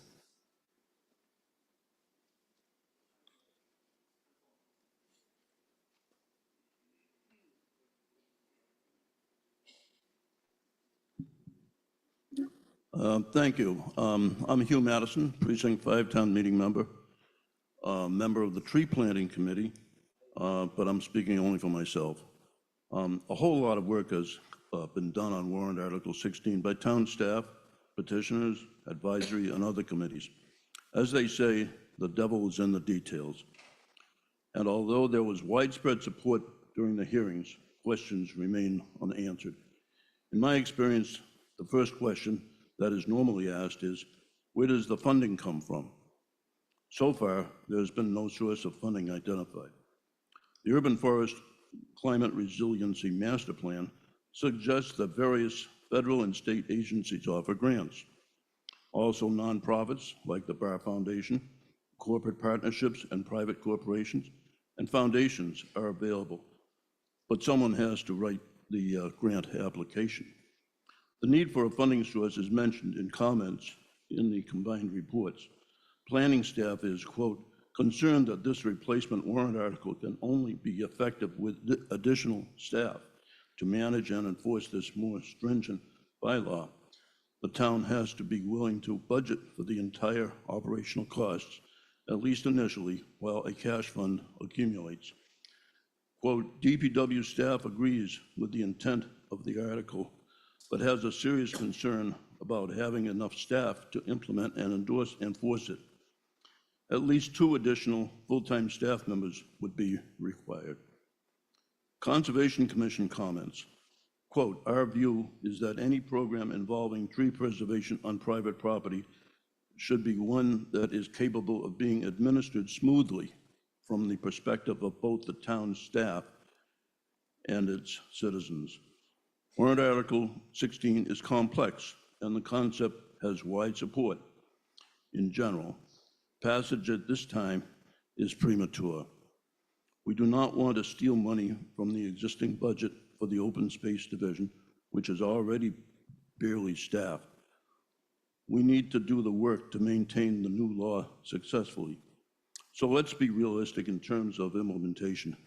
Seek funds from outside sources, streamline where possible, write rules and regulations that will work, and pass a bylaw when it can be implemented next spring.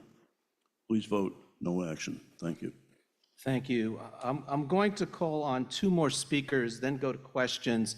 But the way I'm going to do questions is the way I did it last night. A number of people have submitted questions in advance. I'm going to go to them first, and then we'll go to questions at the mic. And actually, the first one up for questions is going to be Marissa Vogt. And then, But next up is Paul Warren for the Select Board, and then we'll hear from Mr. Hines for the Planning Board.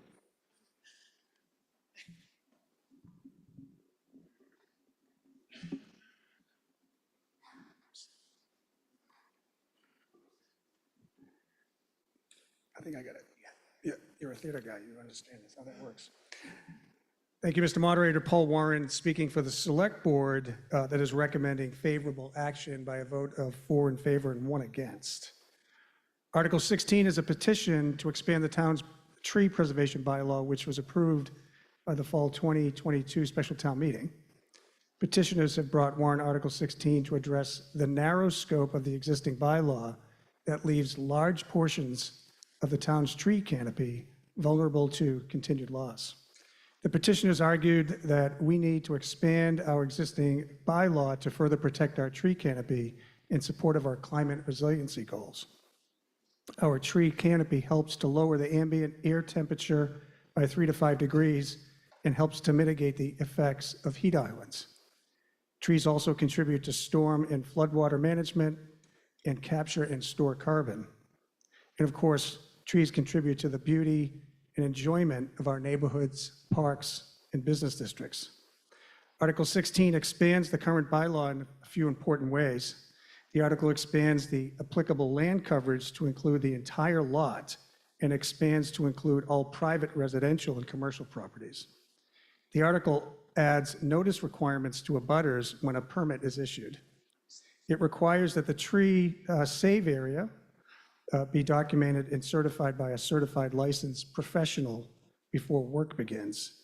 It also expands the bylaw to include all demolition or construction activity that either creates a new structure or alters the footprint of an existing structure.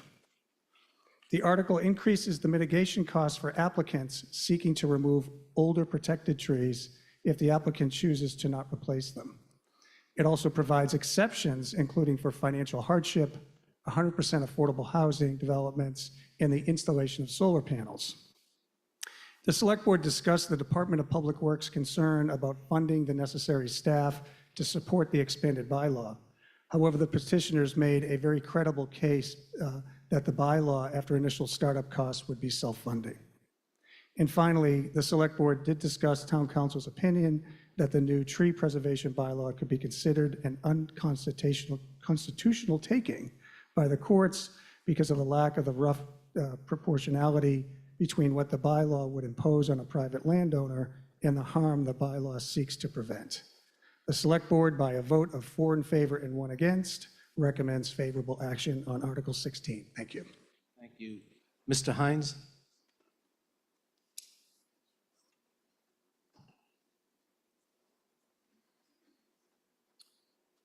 For the record, Blair Hines, Chairman of the Planning Board. I will be brief.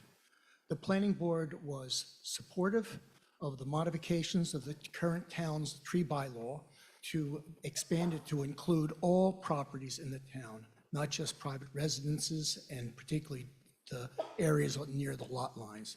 So we were broadly in support of this. We noted the concerns of the administration of the bylaw, but we nonetheless unanimously supported this, and we recommend favorable action on Article 16. Thank you. Okay, thank you.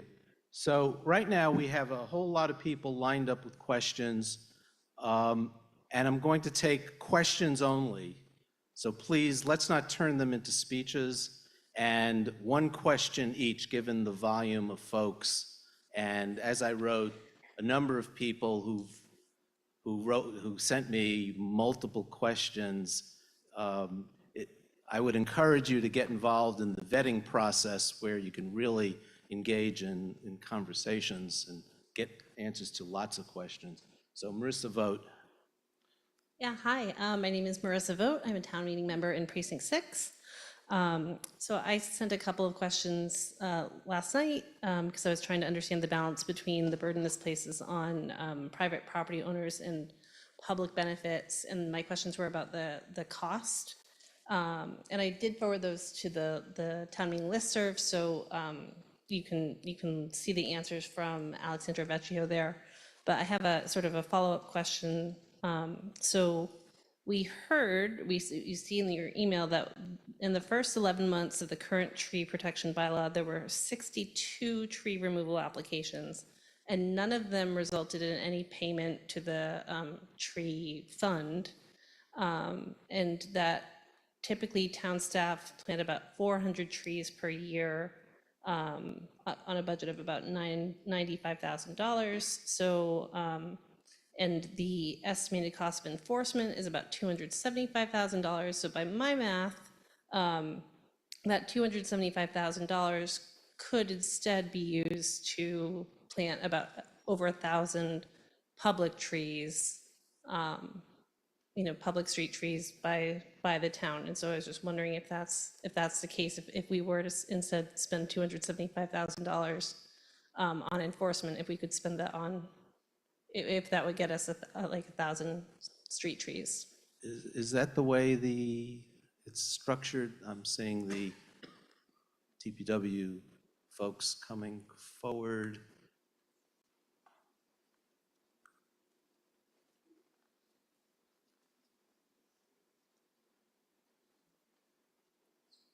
Good evening, Erin Chute, Commissioner of Public Works.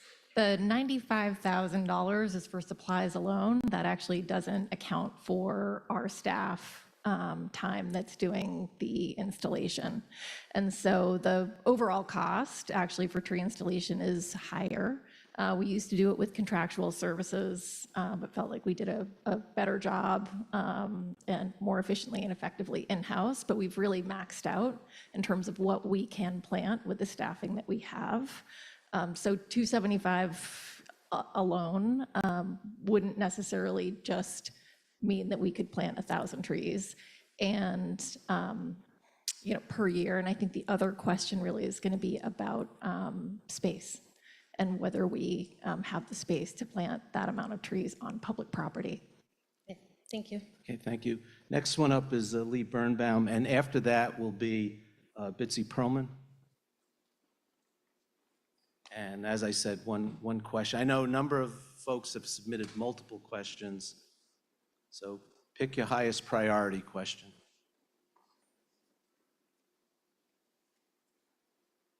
Mr. Birnbaum is remote.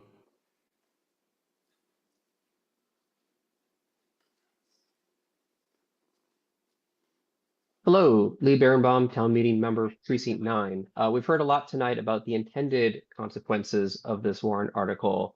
I would like to know what unintended impacts of this article have been studied and by who.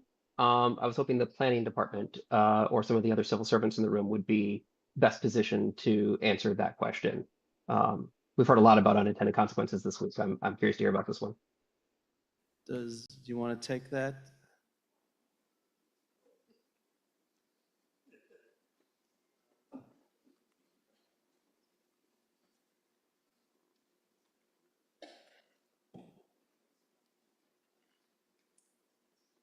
Erin Chute, Commissioner of Public Works. The Department of Public Works has not studied any unintended consequences of this bylaw.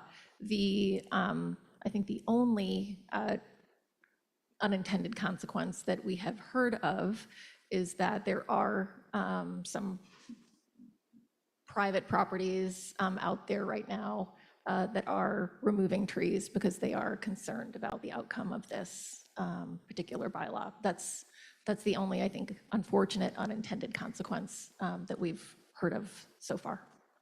Thank you. Ms. Perlman. Like Marissa, we're both P6 town meeting members. I was also noting And you are? Sorry, Bitsy Perlman. I was also noting the question about enforcement, and it said that there'll be 2 staff members and staff members presumably going out to properties to inspect these trees. And so I was curious about the carbon storage of a tree versus the carbon storage of the staff members driving around to inspect these trees, and whether this actually is a net good in that way.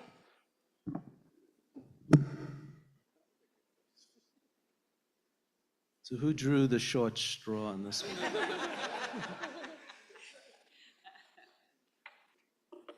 Good evening, Alexandra Vecchio, Director of Sustainability and Natural Resources, Acting Director of Parks and Open Space.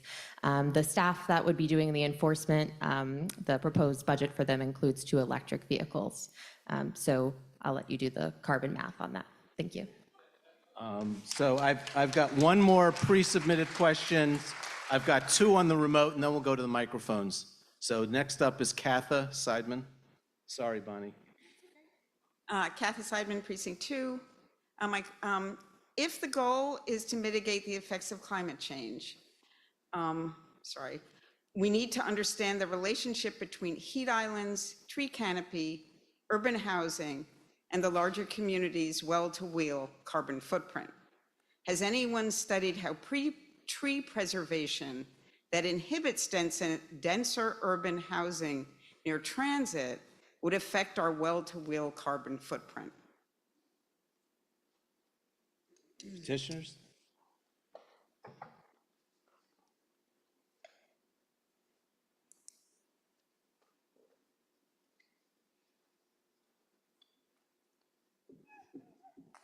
So, And you are? I am Fran Perler, Town Meeting Member, Precinct 8 Advisory Committee, speaking on behalf of myself and the petitioners. So we don't see this article in any way inhibiting development of property in urban areas. We already have a tree warrant article that requires a certain amount of mitigation in residential areas. If a developer needs more room, they don't have to plant a tree. They can spend essentially $1,600 a tree, which is what the town tells us it costs to buy and plant a tree. The second thing is an equity issue. John Harris, if he gets to talk, will tell us that if you take the temperature of a blacktop street in the sun and then go and do it in the shade, it's 35 degrees cooler in the shade. So we believe that the tree canopy not only is important for carbon cycling, but also for shade and cooling and reducing the heat islands. And it's a value. And the town has said in its urban forest resiliency master plan that it wants to reduce heat islands. And do we want to take our densest areas and allow them to become heat islands? That's a choice that you all will have to make. Thank you. Ann Weaver's up on the remote, she's remote. Hi, thanks. Ann Weaver, Town Meeting Member, Precinct 11. I'm curious, given the short time since the bylaw was actually adopted and enforced by the town, what lessons have been learned that necessitate amending it so quickly, rather than giving it time to see if such changes are truly needed? Thank you.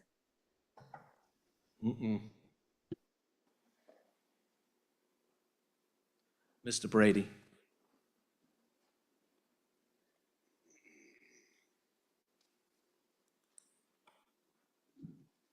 Good evening, Thomas Brady, Urban Forestry Manager, Town Arborist and Tree Warden. I think what we've learned in the time that the bylaw has been implemented as we've been going through the reviews, people are by and large choosing to replant, so which is certainly good for trees. I also think what we're learning is that the implementation process oftentimes is not the path we envision. So as the first bylaw has been an interesting process to see it implemented, I would surmise we'll find some things along the way if this also passes. Thank you. Arissa Boyd, and then we'll go to the microphone, sorry. Good evening, my name is Arissa Boyd, Town Meeting Member, Precinct 15. I wanted to ask and clarify, so when we have invasives, or when we have something like a beech tree, which is, in order to keep it surviving, it is costing us extreme amounts of money every year to keep that tree alive. What that looks like, we plant more trees than we take down. That's just who we are. We put espalier trees in along the tree line, the train line when we lived over there. But I am concerned about, and wanted to know if we have looked into advantageously encouraging people to plant trees, as well as using a stick, using a carrot. And so I think that was a two-pronged question. I apologize, but thank you. I don't quite understand the question. Kara, Ms. Bruton?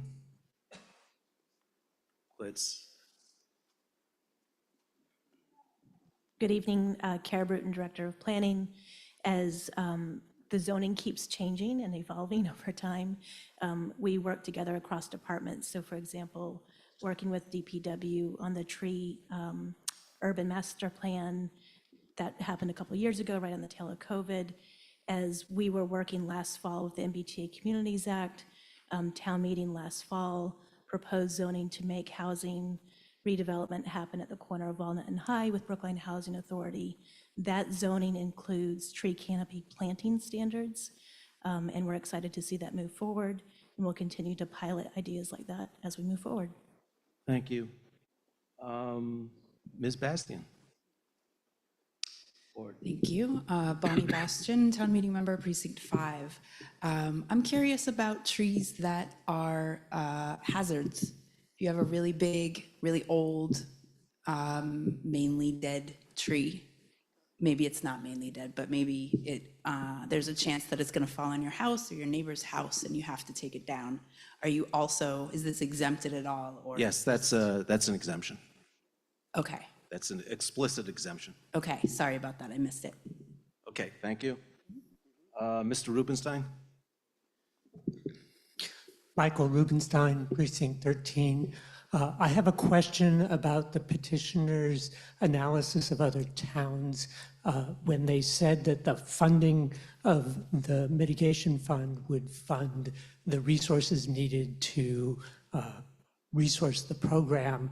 I'm wondering whether they can tell us in those studies how much money was actually left over to plant trees that were being mitigated by this fund, and what the cost was for those trees. Was it effective in actually creating trees or just funding the program itself? Do you have any stats on that?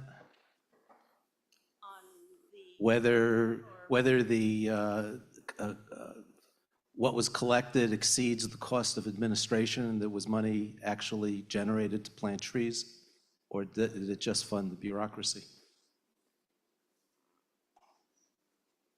Richard Murphy, Precinct 16. We modeled it after Cambridge. In the first year of implementation, they generated 450. Speak into the mic, please.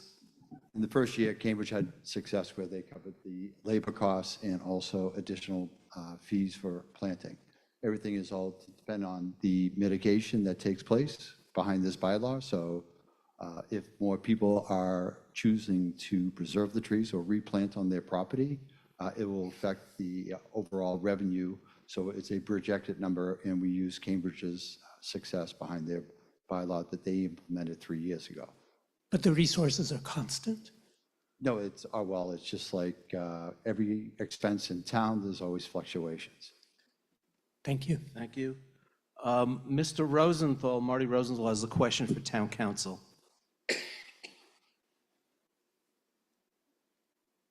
Yes, thank you. So what I want to ask Town Council. Mr. Rosenthal, who are you? Marty Rosenthal, Precinct 9, co-chair of PAX with Neil Gordon. And I want to ask Town Council and maybe Mr. Penzel, if he's willing also to address the same issue and the moderator permits it. In terms of the importance of this, I want to refer one sentence that we wrote in 2003, Don Weitzman and I, about 40 Bs that were starting in North Brookline. And here's the one sentence. It's time to declare trees, leaves, grass, air, sky, and light as endangered species in North Brookline, and the area as an environmental danger zone, even under current zoning. So in light of that priority, my question is on the legal issue, am I correct that the worst case scenario here would be, and I don't know anything about eminent domain and takings, the worst case scenario would be the Attorney General okays this bylaw, and once it gets implemented, somebody takes us to court, a lawsuit. And I don't see that as being a lawsuit where the roof's going to cave in like an $11 million settlement. What are the worst case scenarios we're talking about here? There's obviously legal work in defending it, but I just don't see it as being something that's a nightmare. So Okay. thank you. Mr. Callahan. Sure, Joe Callahan, Town Council. What I fear is not so much a regular kind of takings case, but a civil rights case, that we've violated a landowner's civil rights under the Fifth Amendment of the Constitution. So they would claim as damages the fees that we would require of them, which we would have to then pay back, but that also be entitled to attorney's fees for that lawsuit. So, you know, a civil rights lawsuit, attorney's fees are typically in the order of six figures. So it would be a net, we wouldn't collect anything, and an expenditure to pay for the other side's attorney's fees, probably in the mid to low six figures. Thank you. Mr. Van Scoyac. By the way, I have 7 motions to call the question. So I'm gonna allow 3 more questions, and the 3 questions will be from Mr. Fisher, Mr. Van Scoyac, and Mr. Berger, and this was in the order of people coming up to the mics. Thank you, and I very much appreciate this opportunity. John Van Scoyac from the Select Board, and I am the one who was the one in the 4-1. I did not vote in favor of this. And my question stems from a sense that I had, not as any kind of expert on constitutional law, but just as a person who, for one thing, owns a property and is very fortunate to have a lot of trees. I'm not exaggerating, dozens of trees. So from that perspective, the fairness question is what comes to my mind. And I want to ask the sponsors of the article, since the operating principle of this article is that a person who owns a tree, actually that tree has a public value. And so if that person who maybe even planted that tree later takes down that tree, he owes the public something for the public value of the tree. And my question is, what if that person the year before planted 3 trees, or 10 years before planted 5 trees? Would those trees and their value be allowed as compensation against the penalty to be paid for removing 1 tree? Okay. Come on up. Yeah, one word. It might be as easy as a one-word answer. Olivia Fisher Fox. I think that might be up to the reviewing agent who determines the mitigation. Okay, Mr. Fisher and then Mr. Berger. Thank you. I have a question for town council, similar to Mr. Rosenthal's. I don't have the distinct. Who are you, Mr. Fisher? Andrew Fisher, town meeting member, precinct 13, semi-retired civil rights lawyer. I don't have the experience that Mr. Question, please. I think this is pertinent to the question. I don't have the experience that Mr. Callahan has as town council, but I have much experience opposing town councils in cases where attorney's fees awards were made. I wish that I got the awards that Mr. Callahan says are the typical awards, but my awards were based upon affidavits filed by other civil rights lawyers as what Please were. ask your question. Okay. The case that Mr. Callanan cites, I wanted to ask him whether it's correct that the case is the only case that's been decided as a civil rights case in this field, and it's somewhat of an outlier. Isn't it true that the case is somewhat of an outlier factually in that it involved the taking, the alleged taking of 100 trees that had fallen and were already dead, and a fine of some close to $50,000 was assessed in that case. And that's a factual situation that's not going to exist in in Brookline. It's also something that need not be followed by, it hasn't been followed by any other court so far, and need not be followed by either the Massachusetts Supreme Judicial Court or the First Circuit or the Federal Circuit for Massachusetts. Okay, you made They're your free point. to not follow that precedent. You Isn't made that your true? point. It's a yes or no answer. So may I ask a question about your question? Are you referring to the Texas case? When you said the case, which case are you referring to? This is the Sixth Circuit case out of Michigan. Oh, sorry, I have my reading glasses on. Sorry. The Sixth Circuit case in Michigan? Yes. Okay, so Michigan FP Development was trying to develop its property. So yes, it was trying to clear cut its property. Some of the trees were dead, but it was kind of a classic, a developer comes in, wants to get rid of all the trees to get rid of the cases. The other part of your question, it's federal, that's a federal case. Massachusetts could ignore it. However, it's a federal court interpreting federal constitutional provisions. And you should know that the Massachusetts taking provision, which the SJC is the final word, looks at the Fifth Amendment more narrowly than the 10th Amendment of the Massachusetts Constitution. So I wouldn't be terribly reliant on the SJC ignoring a federal case under the Fifth Amendment, because they look at the 10th Amendment of the Massachusetts more protectively. But that's something that we're speculating about at this point, isn't that correct? That's the cases from the SJC. Okay, thank you. Mr. Berger. Thank you. Last question, and I'm going to. Thank you, Mr. Moderator. Michael Berger, Precinct 15. The proposed changes in the bylaw are predicated on data showing that from 2016 to 2021, the tree canopy decreased by almost 2%, half coming from lots of 1 to 3 family dwellings. However, from my observations and other observations currently, there is significant tree removal of large numbers on large construction projects.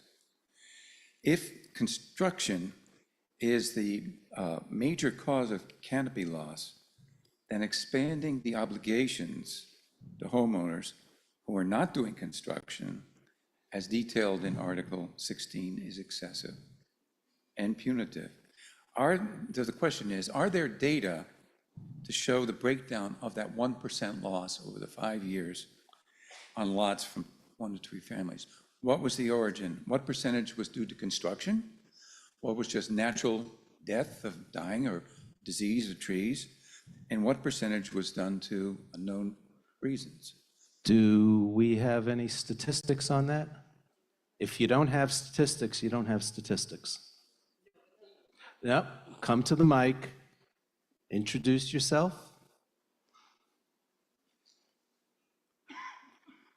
Catherine Donaher, Precinct 2. In the Urban Forest Climate Resiliency Master Plan, there is data from LIDAR, which is the drone pictures that are taken of the canopy. And we don't have detailed information, we have more collective information. And what it says is that more than 50% of the canopy loss occurs on 1, 2, and 3 family residential properties. So that has been documented in that report.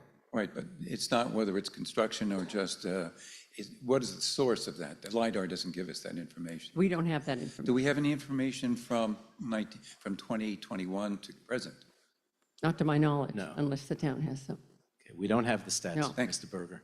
Okay, so the question has been called. Let me read you the speaker list. All of them in favor? Mr. Point of order. Yes? Can we make a comment regarding town council's assertion of illegality? That will No, take 2 seconds. that's not a point of order. Or just to point out that, No. okay. No. The folks on the speaker list are Mr. Lynn Jones, Ms. Heller, Ms. Knott, Mr. Rodrejo, Ms. Kim Smith, and then we have questions pending from Mr. Hebert, Ms. Roberts, Ms. Friedman, and Mr. Bowman. So that's the question. Those are the folks with questions, speakers, and I think we're ready for a vote. Oh, who's moving the question? It's Mr. Sandman and seconded by Ms. Priestley.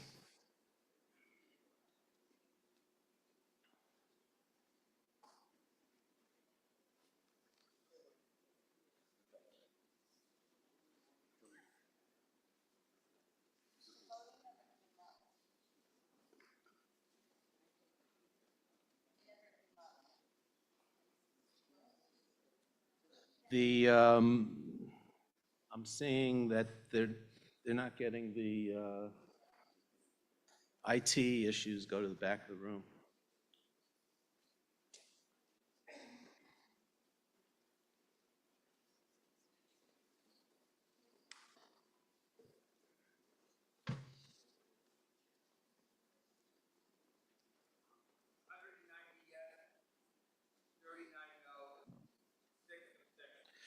Motion to call the question passes. 190 yes, 39 no, 6 abstentions. Now we're ready for a vote on the main motion, which is on page 1 of the supplement. Starts at page 1, goes to page 9. Okay. And a yes vote will accept this change, this addition to the bylaw. A no vote will turn it down. So whenever we're ready.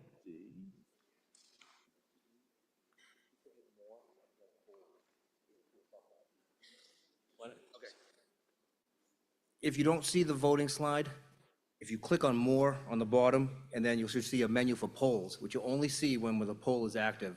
It should bring the slide to the front. So you hit More and then Polls, and you should receive the voting slide. There's a More button right on the bottom of the... What is More? What icon is More? The one that says More on the bottom of the screen. It's 3 dots. Yes, it's 3 dots with a circle. Yeah.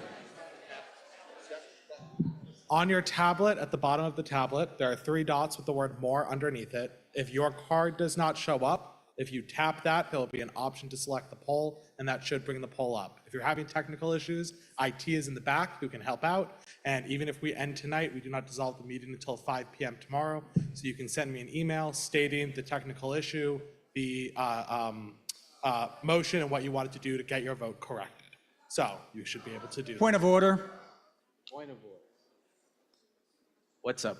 Mr. Moderator, could you please just ask a informal raise of hands of how many people are unable to vote? A lot of people.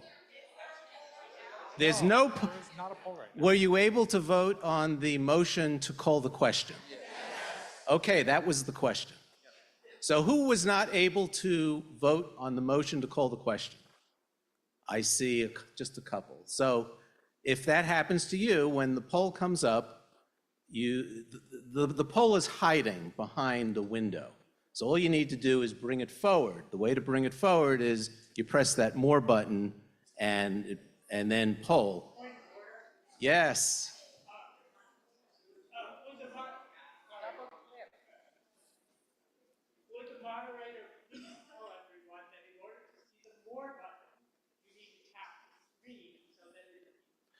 Right, and you need to tap the screen so Zoom appears, and then when Zoom appears, if you don't have a poll and the poll is up, you then press More and then Poll.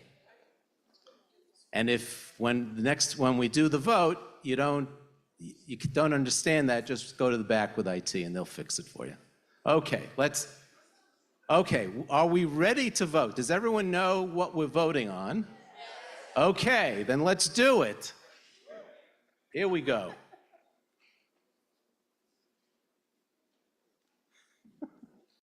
That was harder than it needed to be.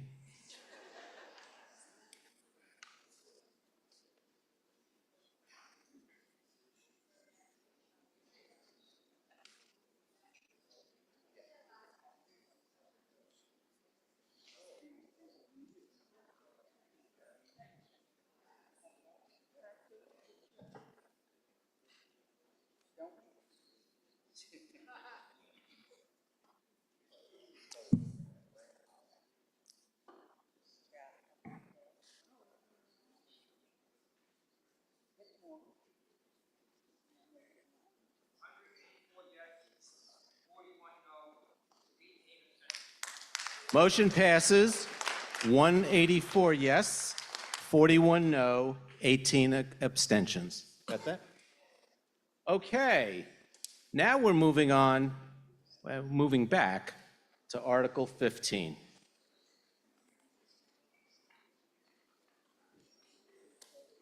The motion on Article 15 is in supplement number 5, pages 7 through 12. And this is an article that's gone through a number of iterations during the vetting process that you're going to hear about. And it pertains to accessory dwelling units, and it's brought to you due to a change in state law. And it's, as you're going to hear, it's intended to help us comply with state law. So with that in mind, the motion is moved by Mr. Benka and seconded by Mr. Sandman. And I'm going to recognize Mr. Benka or Mr. Blood, who's going to have 10 minutes between them.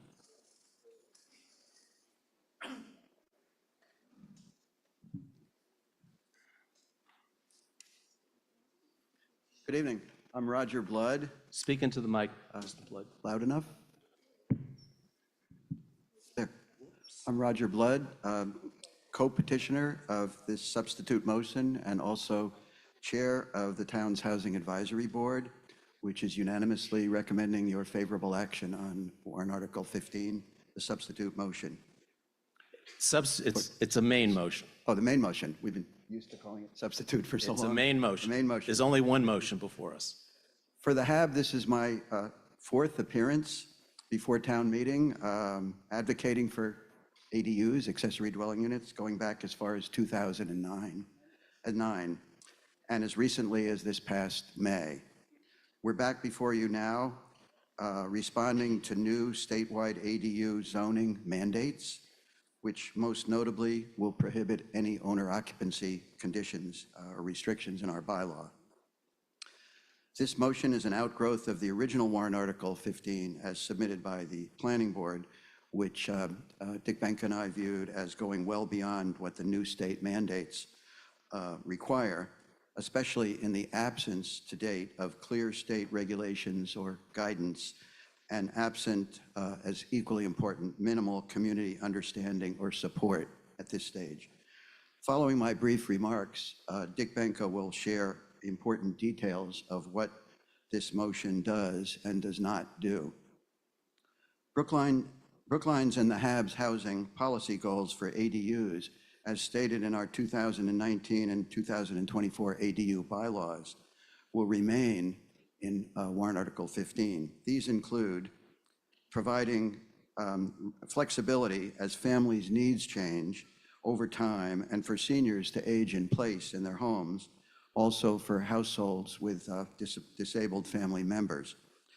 And in addition, this ADU bylaw will add non-subsidized, or ADUs in general will add non-subsidized, less costly, and more affordable housing than similar units in commercial rental apartment buildings, and with minimal adverse effect on Brookline's neighborhoods. In developing this motion, Dick Benk and I applied the following guiding principles.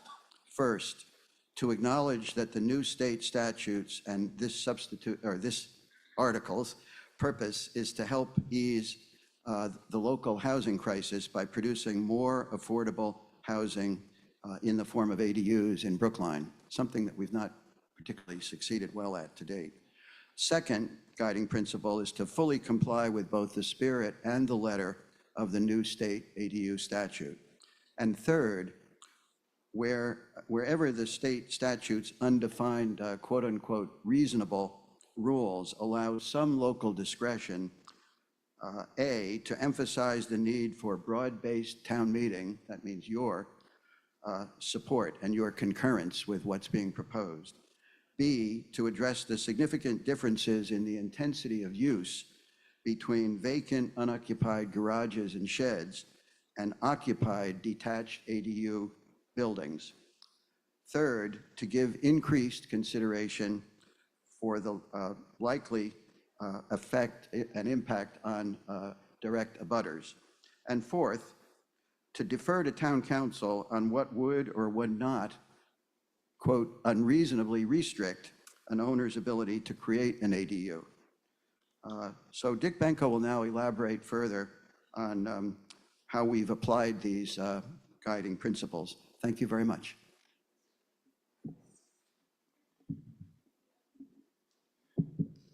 Thank you.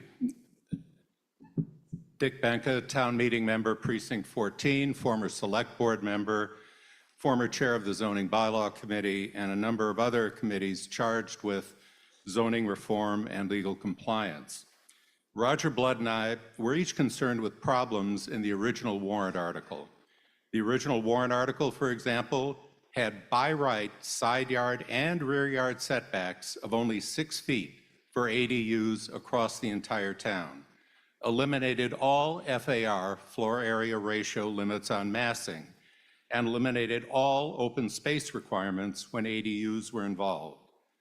In working with the Planning Department and with the advice of Town Council, we sought a balance between compliance, as required, with the State Affordable Homes Act by February 2nd, and enabling the creation of ADUs on single-family lots and providing reasonable protections for abutters and neighborhoods.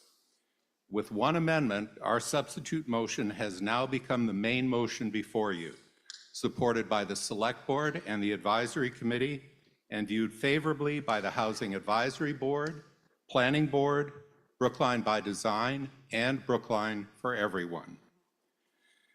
The state has not yet issued guidelines under the Affordable Homes Act, for example, on whether more than one ADU must be allowed per lot.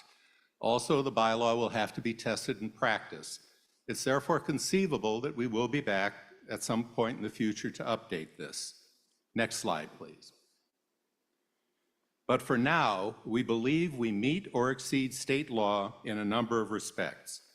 Under state law, we can no longer require owner occupancy, which of course opens the door to absentee developers and absentee landlords. But we can prohibit short-term rentals. That is okay under state law, and we do that.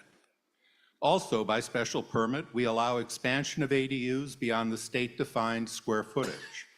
We do not impose additional parking requirements even where we could. Next slide, please. We expand the allowable FAR to 130% of what would be permitted for a single-family dwelling.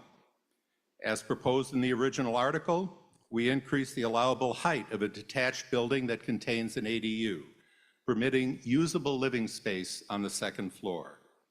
We relax the calculation of required open space, and we permit 2-story exterior stairs to allow the conversion of third-floor spaces in the principal dwelling.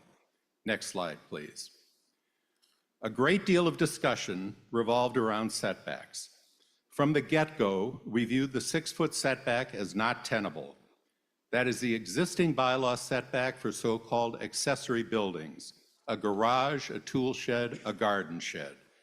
It was obvious that an occupied building is not equivalent in terms of greater activity, noise, light, cooking, and potential invasion of abutter privacy to a bag of grass seed. So we sought a reasonable middle ground on setbacks.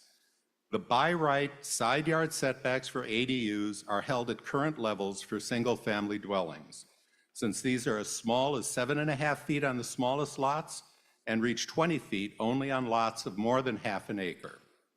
By special permit, however, we allow side yard setbacks to be reduced to 10 feet on the largest lots. The special permit process will allow abutters to be heard. The rear yard setbacks are reduced by right to 1/2 of the current requirement for single-family dwellings. By special permit, they can be reduced further in the larger lot districts, again, only with the opportunity for abutters to be heard. Next slide, please. Concurrently, we introduce a number of provisions designed to protect abutters and the fabric of neighborhoods. We recognize that there are a number of historic carriage houses and garages that may be close to property lines, but which residents would like to see preserved. They can be converted by right to ADUs if their envelope is not expanded, and they meet screening requirements and window limitations. Any expansion or any new detached ADU would have to meet setback and height limits. Small tool sheds or garden sheds not meeting setback requirements could not be parlayed into ADU conversions. Screening requirements are imposed. Any abutter-facing facade within 10 feet of a neighboring property is limited in length to 30 feet. Any windows for a detached ADU within 10 feet of a neighboring property must be translucent and not operable to reduce noise transmission and impacts on privacy, unless there is no other way to comply with the building code. Last slide, please. To reduce gaming, there is a 5-year waiting period. One could not, for example, construct a large accessory building such as a carriage house or large garage 6 feet from side and rear lot lines, and then immediately turn around and convert it to an ADU that violated the applicable ADU setback requirements. Also, if a developer simply waited out the Preservation Commission demolition delay and then demolished a significant building to build an ADU, that ADU would not be eligible for any special permit relief. And finally, there are permissible ADU footprints on small lots designed to preserve open space while allowing older residents or those with disabilities to live on one floor. We've sought to reasonably balance a number of competing objectives and would appreciate your support for Article 15. Thank you. Ms. Hardebeck.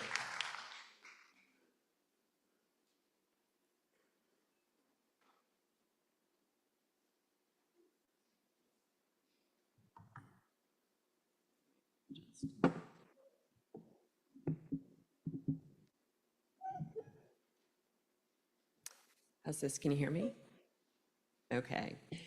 Kelly Hardebeck, town meeting member from Precinct 7 and a member of the advisory committee. Speaking for the advisory committee tonight, who recommends favorable action on warrant Article 15 by a vote of 16 to 1 to 1. Warrant Article 15 is not just about compliance with the state law. It's about preserving the character of our neighborhoods while embracing much-needed housing solutions. The advisory committee felt the motion under warrant Article 15 strikes a careful balance between enabling new housing options, protecting neighborhood privacy and aesthetic.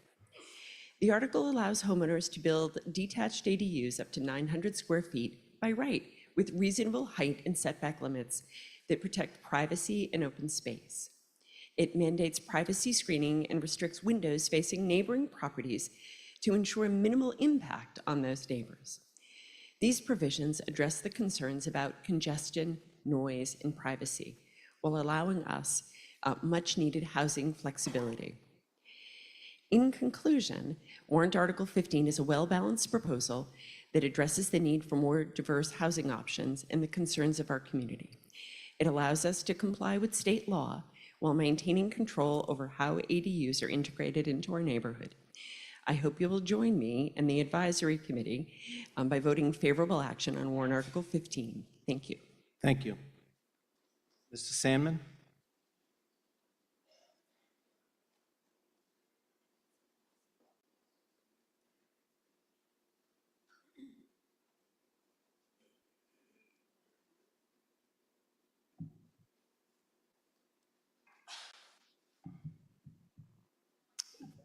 Thank you, Mr. Moderator. Mike Sandman, speaking for a unanimous Select Board recommending favorable action on Article 15. The discussion of accessory dwelling units, or ADUs, goes back to a time when ADUs were considered by some to be a potential blight on a neighborhood. And got some slides. There we go. Thank you. Attitudes change. Today, we view ADUs as one of the ways to add affordable housing units. Thus, the legislature passed a bill requiring that municipalities allow the construction of ADUs, just as state law requires leeway for childcare and solar power installations and so forth.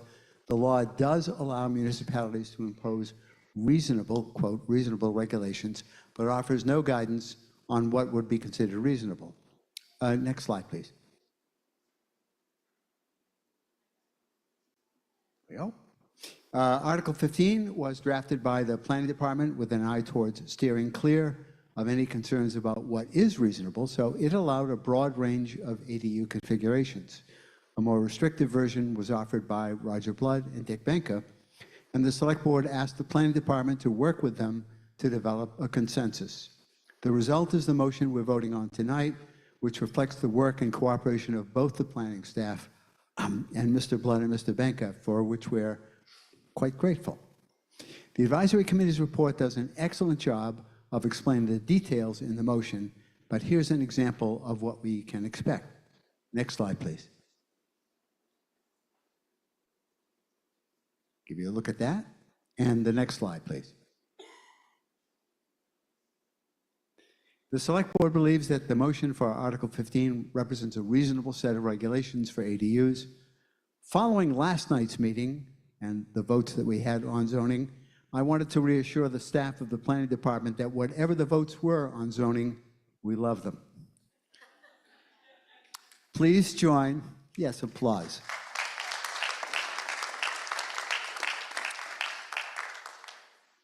Please join a unanimous Select Board in showing that love with a supermajority vote in favor of Article 15 as amended. Thank you. Thank you. Mr. Hines for the Planning Board. And after Mr. Hines, we have 3 more speakers that are all in favor. I could take a motion for the question, or they can decide they want to give up their slots. No, I won't ask. That's unfair. Okay, go on, Mr. Hines. I'm sorry. For the record, Blair Hines, Chairman of the Planning Board. And the Planning Board and Planning Office have been very much involved in crafting language to administrate the state's Affordable Housing Act. We were supportive in our initial work, and we are very much in support of this compromise. We think that it's going to be very important for the town to allow ADUs and to be respectful of the impact of ADUs on abutting residents. And we think that the evolving of the ADU warrant article very much accomplishes this mission. So we very strongly recommend favorable action. Thank you. Thank you. I've received a motion to call the question from Mr. Kitov, seconded by Mr. Sandman. And the folks on the speaker list are Mr. Klein, Ms. Seidman, Ms. Zimmerman. Yeah. And I apologize for what I said. That was very unfair of me.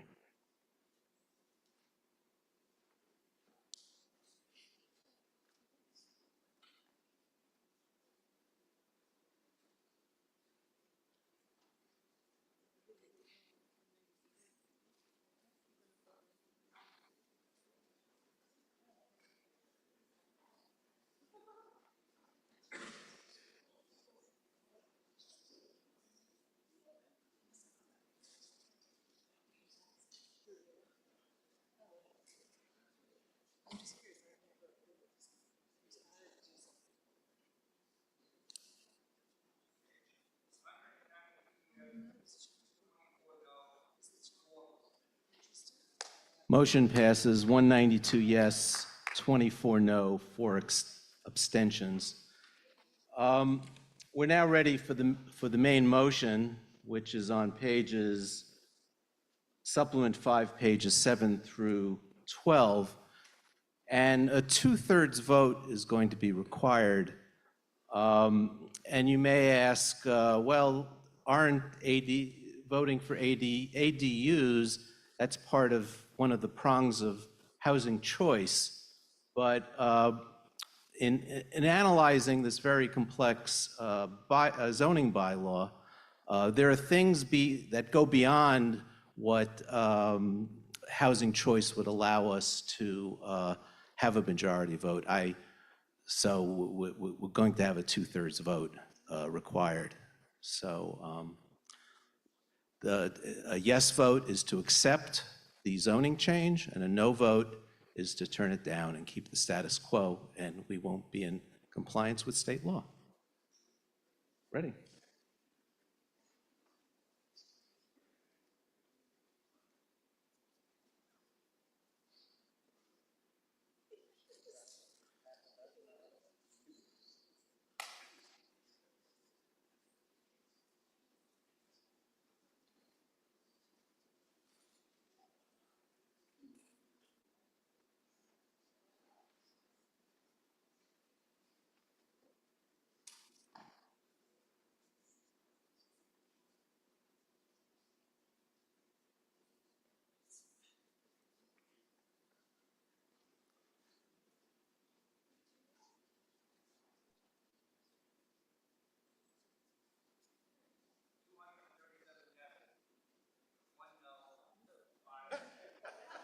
Motion passes 237 yes, 1 no, 5 abstentions. And Is there a point, I have a point of order. yes, Were we just voting on the main motion or an amendment that was filed? no, it's the main motion. Was there an amendment moved? It was accepted by the select board and the advisory committee, and the select board motion combined the two motions, and that's what you were voting for on pages 7 through 12 in the supplement. Thank you. Okay.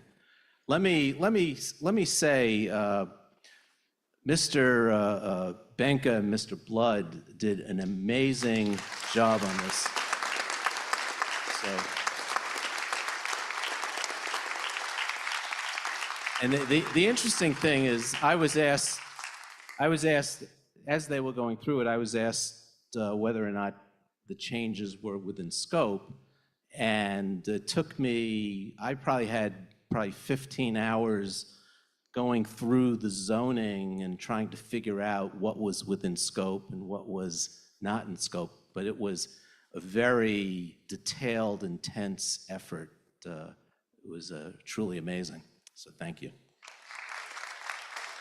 And before we move on to Article 19, I just want to say a little something about the motion to call, and I guess it was Article 18. I took it, and in so doing, we didn't see a video by some sixth graders on the topic, and the email that told me that the sixth graders would be presenting the video in lieu of one of the speakers was sent to me at 6:10 on Tuesday as I was getting ready for this town meeting, and I was nervous as hell. So it didn't register that that's what was going to happen. So I apologize for that. And stuff happens, I guess. So I know I have some disappointed sixth graders, but. Can you email us the link, please? So we'll ask Mr. Golden to email the link. Yeah. Okay. So now we're moving on to Article 19. And this is a resolution regarding Jewish American Heritage Month. And the main motion is on pages 19.3 to 19.4, and it's moved by Mr. Gladstone and seconded by Mr. Perlman.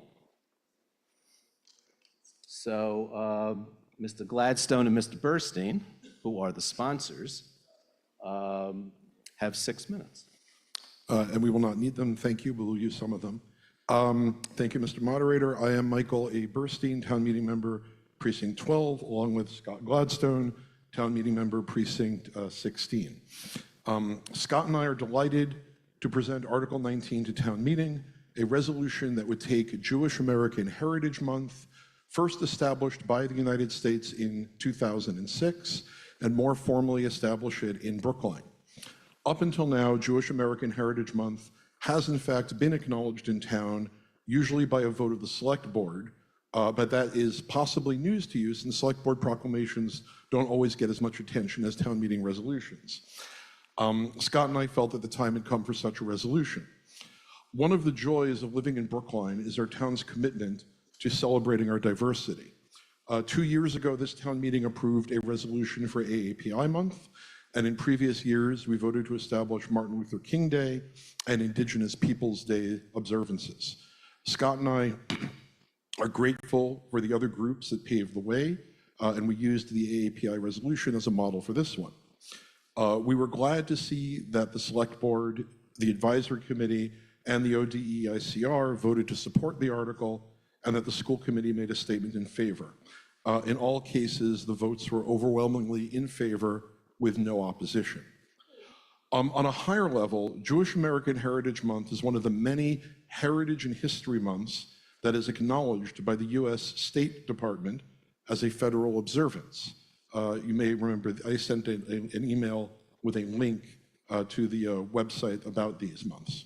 That list includes observances such as Black History Month, Women's History Month, Arab American Heritage Month, AAPI Heritage Month, and Hispanic Heritage Month. Our hope is that Brookline could use the State Department list as a guide to moving forward as we continue to celebrate the diversity that we have in our nation and in our town.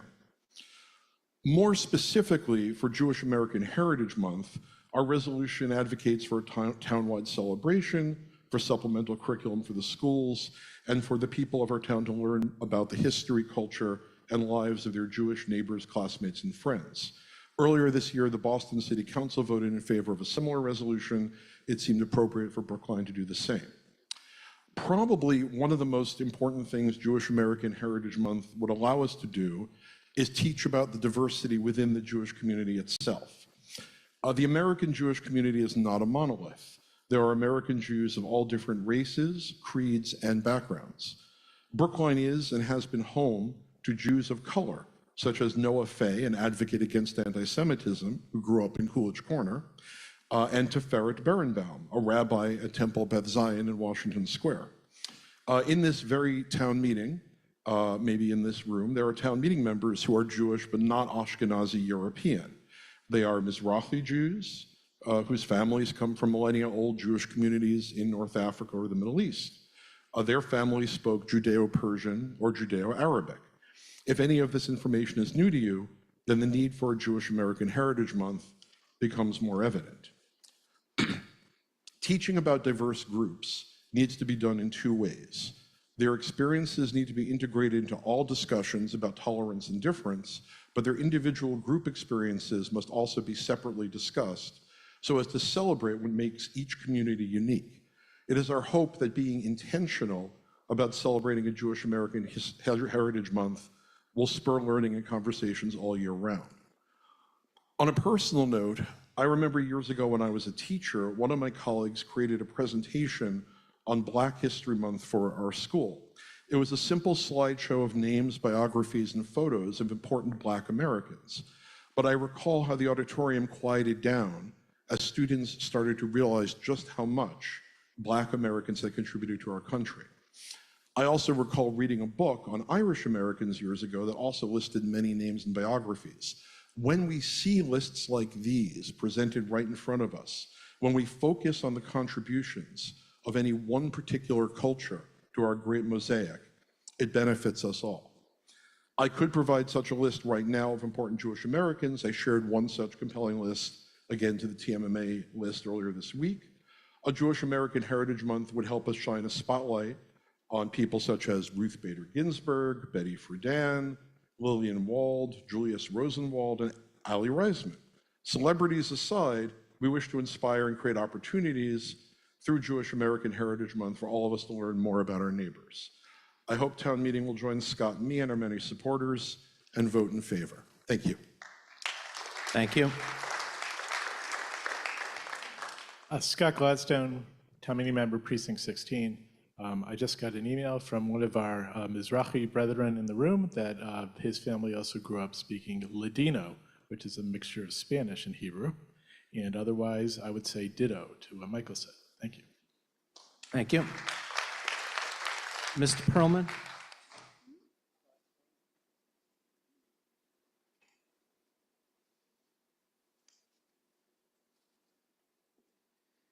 Good evening, David Perlman, Select Board, speaking on behalf of the Select Board.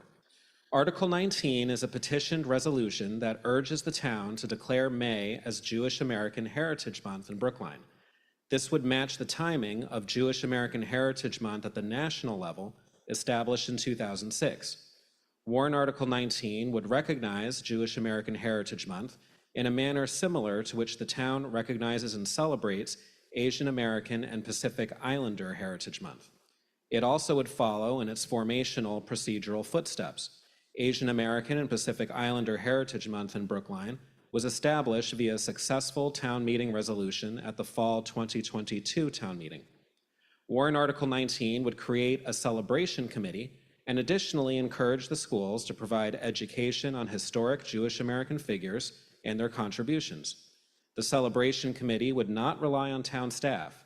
It would organize a variety of activities designed to enrich, enliven, and educate about the history, culture, and lives of Jewish Americans, including those right here in Brookline. The Select Board recommends favorable action by a vote of 4 in favor, 0 opposed, and 1 abstention. Thank you. Mr. Gordon?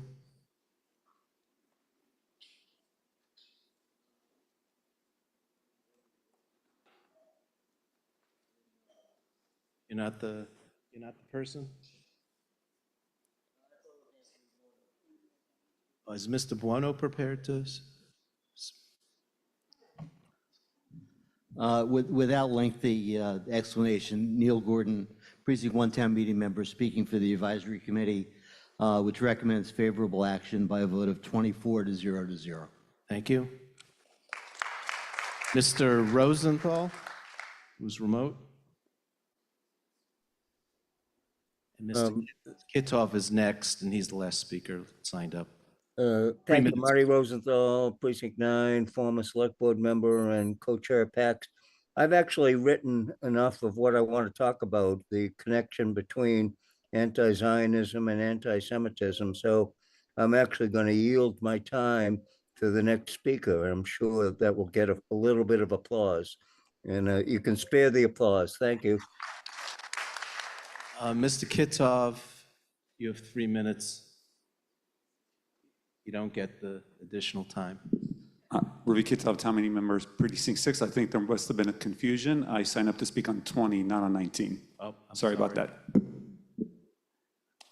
Well, that's all I have.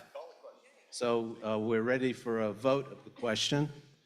And the motion is on page 19.3 through 19.4. And a yes vote will establish a Jewish American Heritage Month in the town of Brookline, and a no vote won't.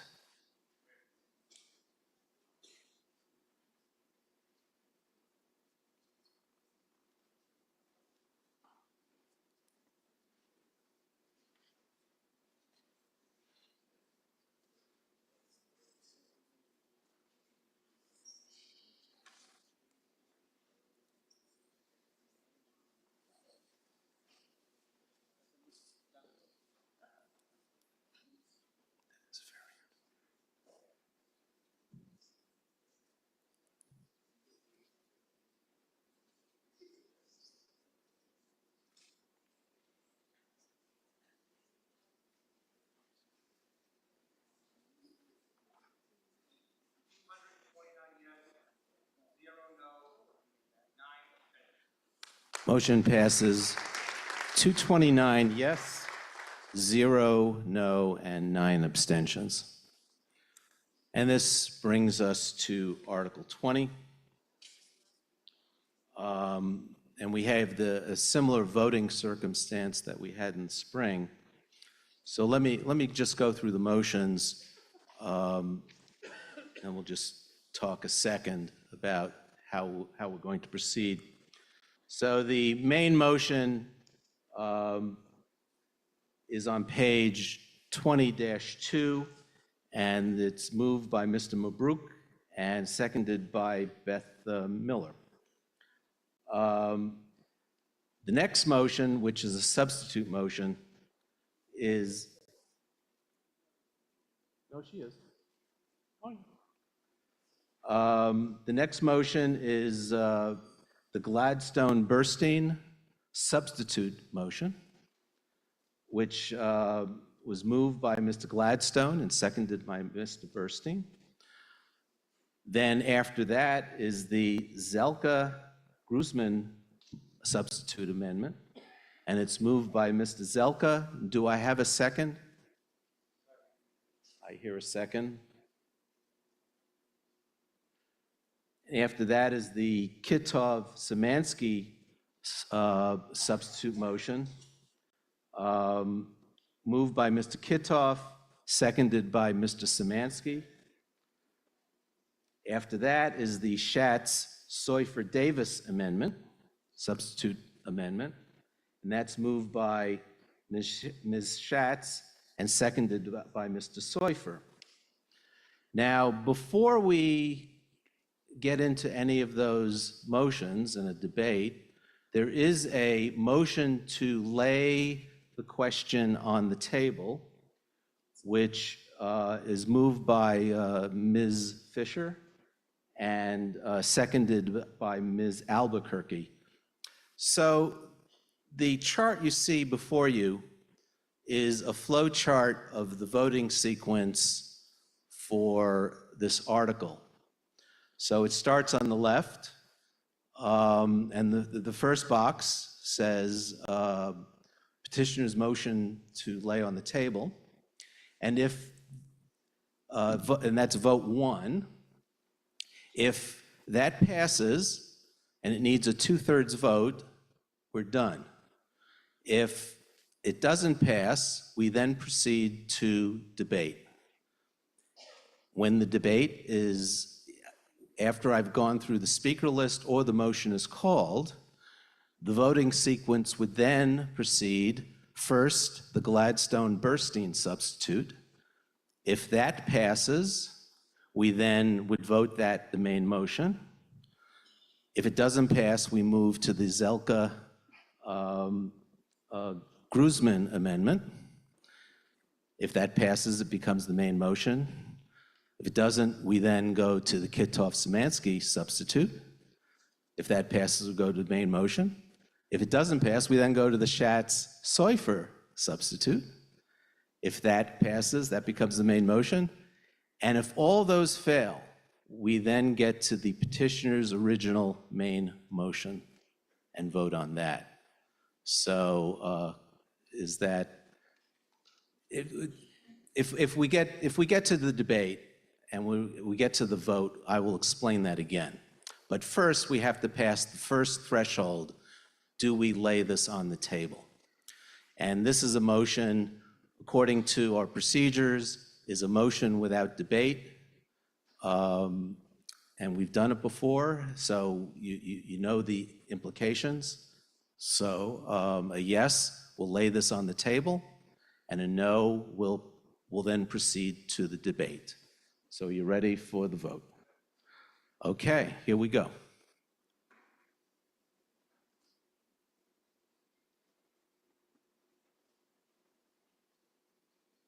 Two-thirds, I did.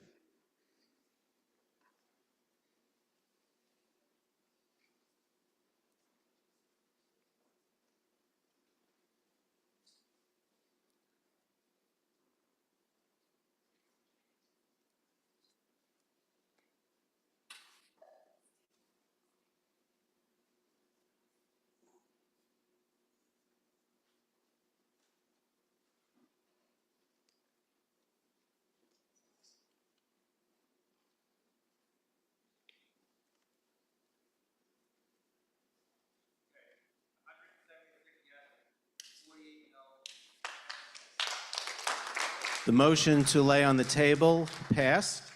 The vote was 176 yes, 48 no, and 10 abstentions. Please don't leave yet. Mr. Kaufman, I'm turning the mic to him, and then we're going to have a motion to dissolve until 5 p.m. tomorrow. Thank you, Mr. Moderator. I'm Ben Kaufman. I'm the town clerk. Before we go, and recognizing that I am the one thing now actually standing between all of you going home, I want to make sure we take a moment to appreciate all of the town staff who have made our town meeting occur.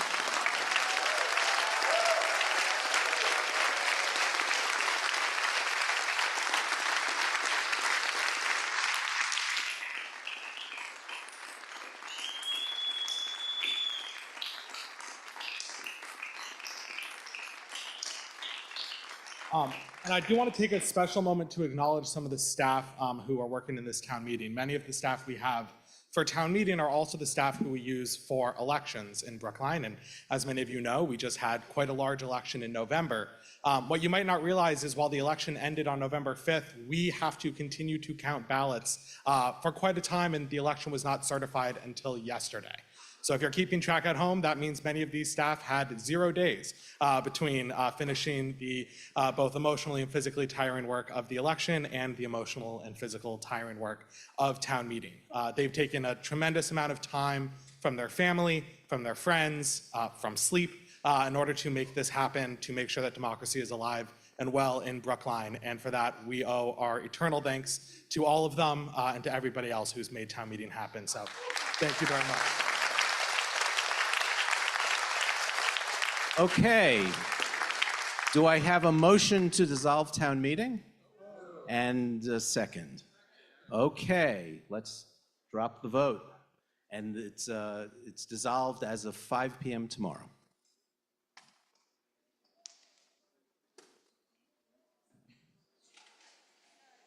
I have a feeling this one's going to pass.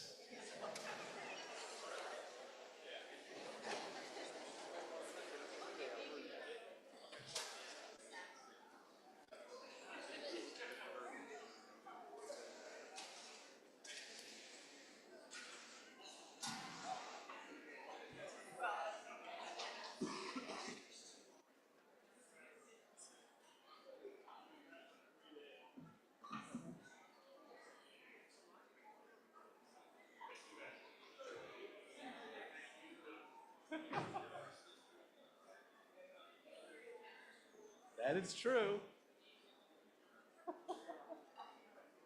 225-02. And the motion does in fact pass, 225-02.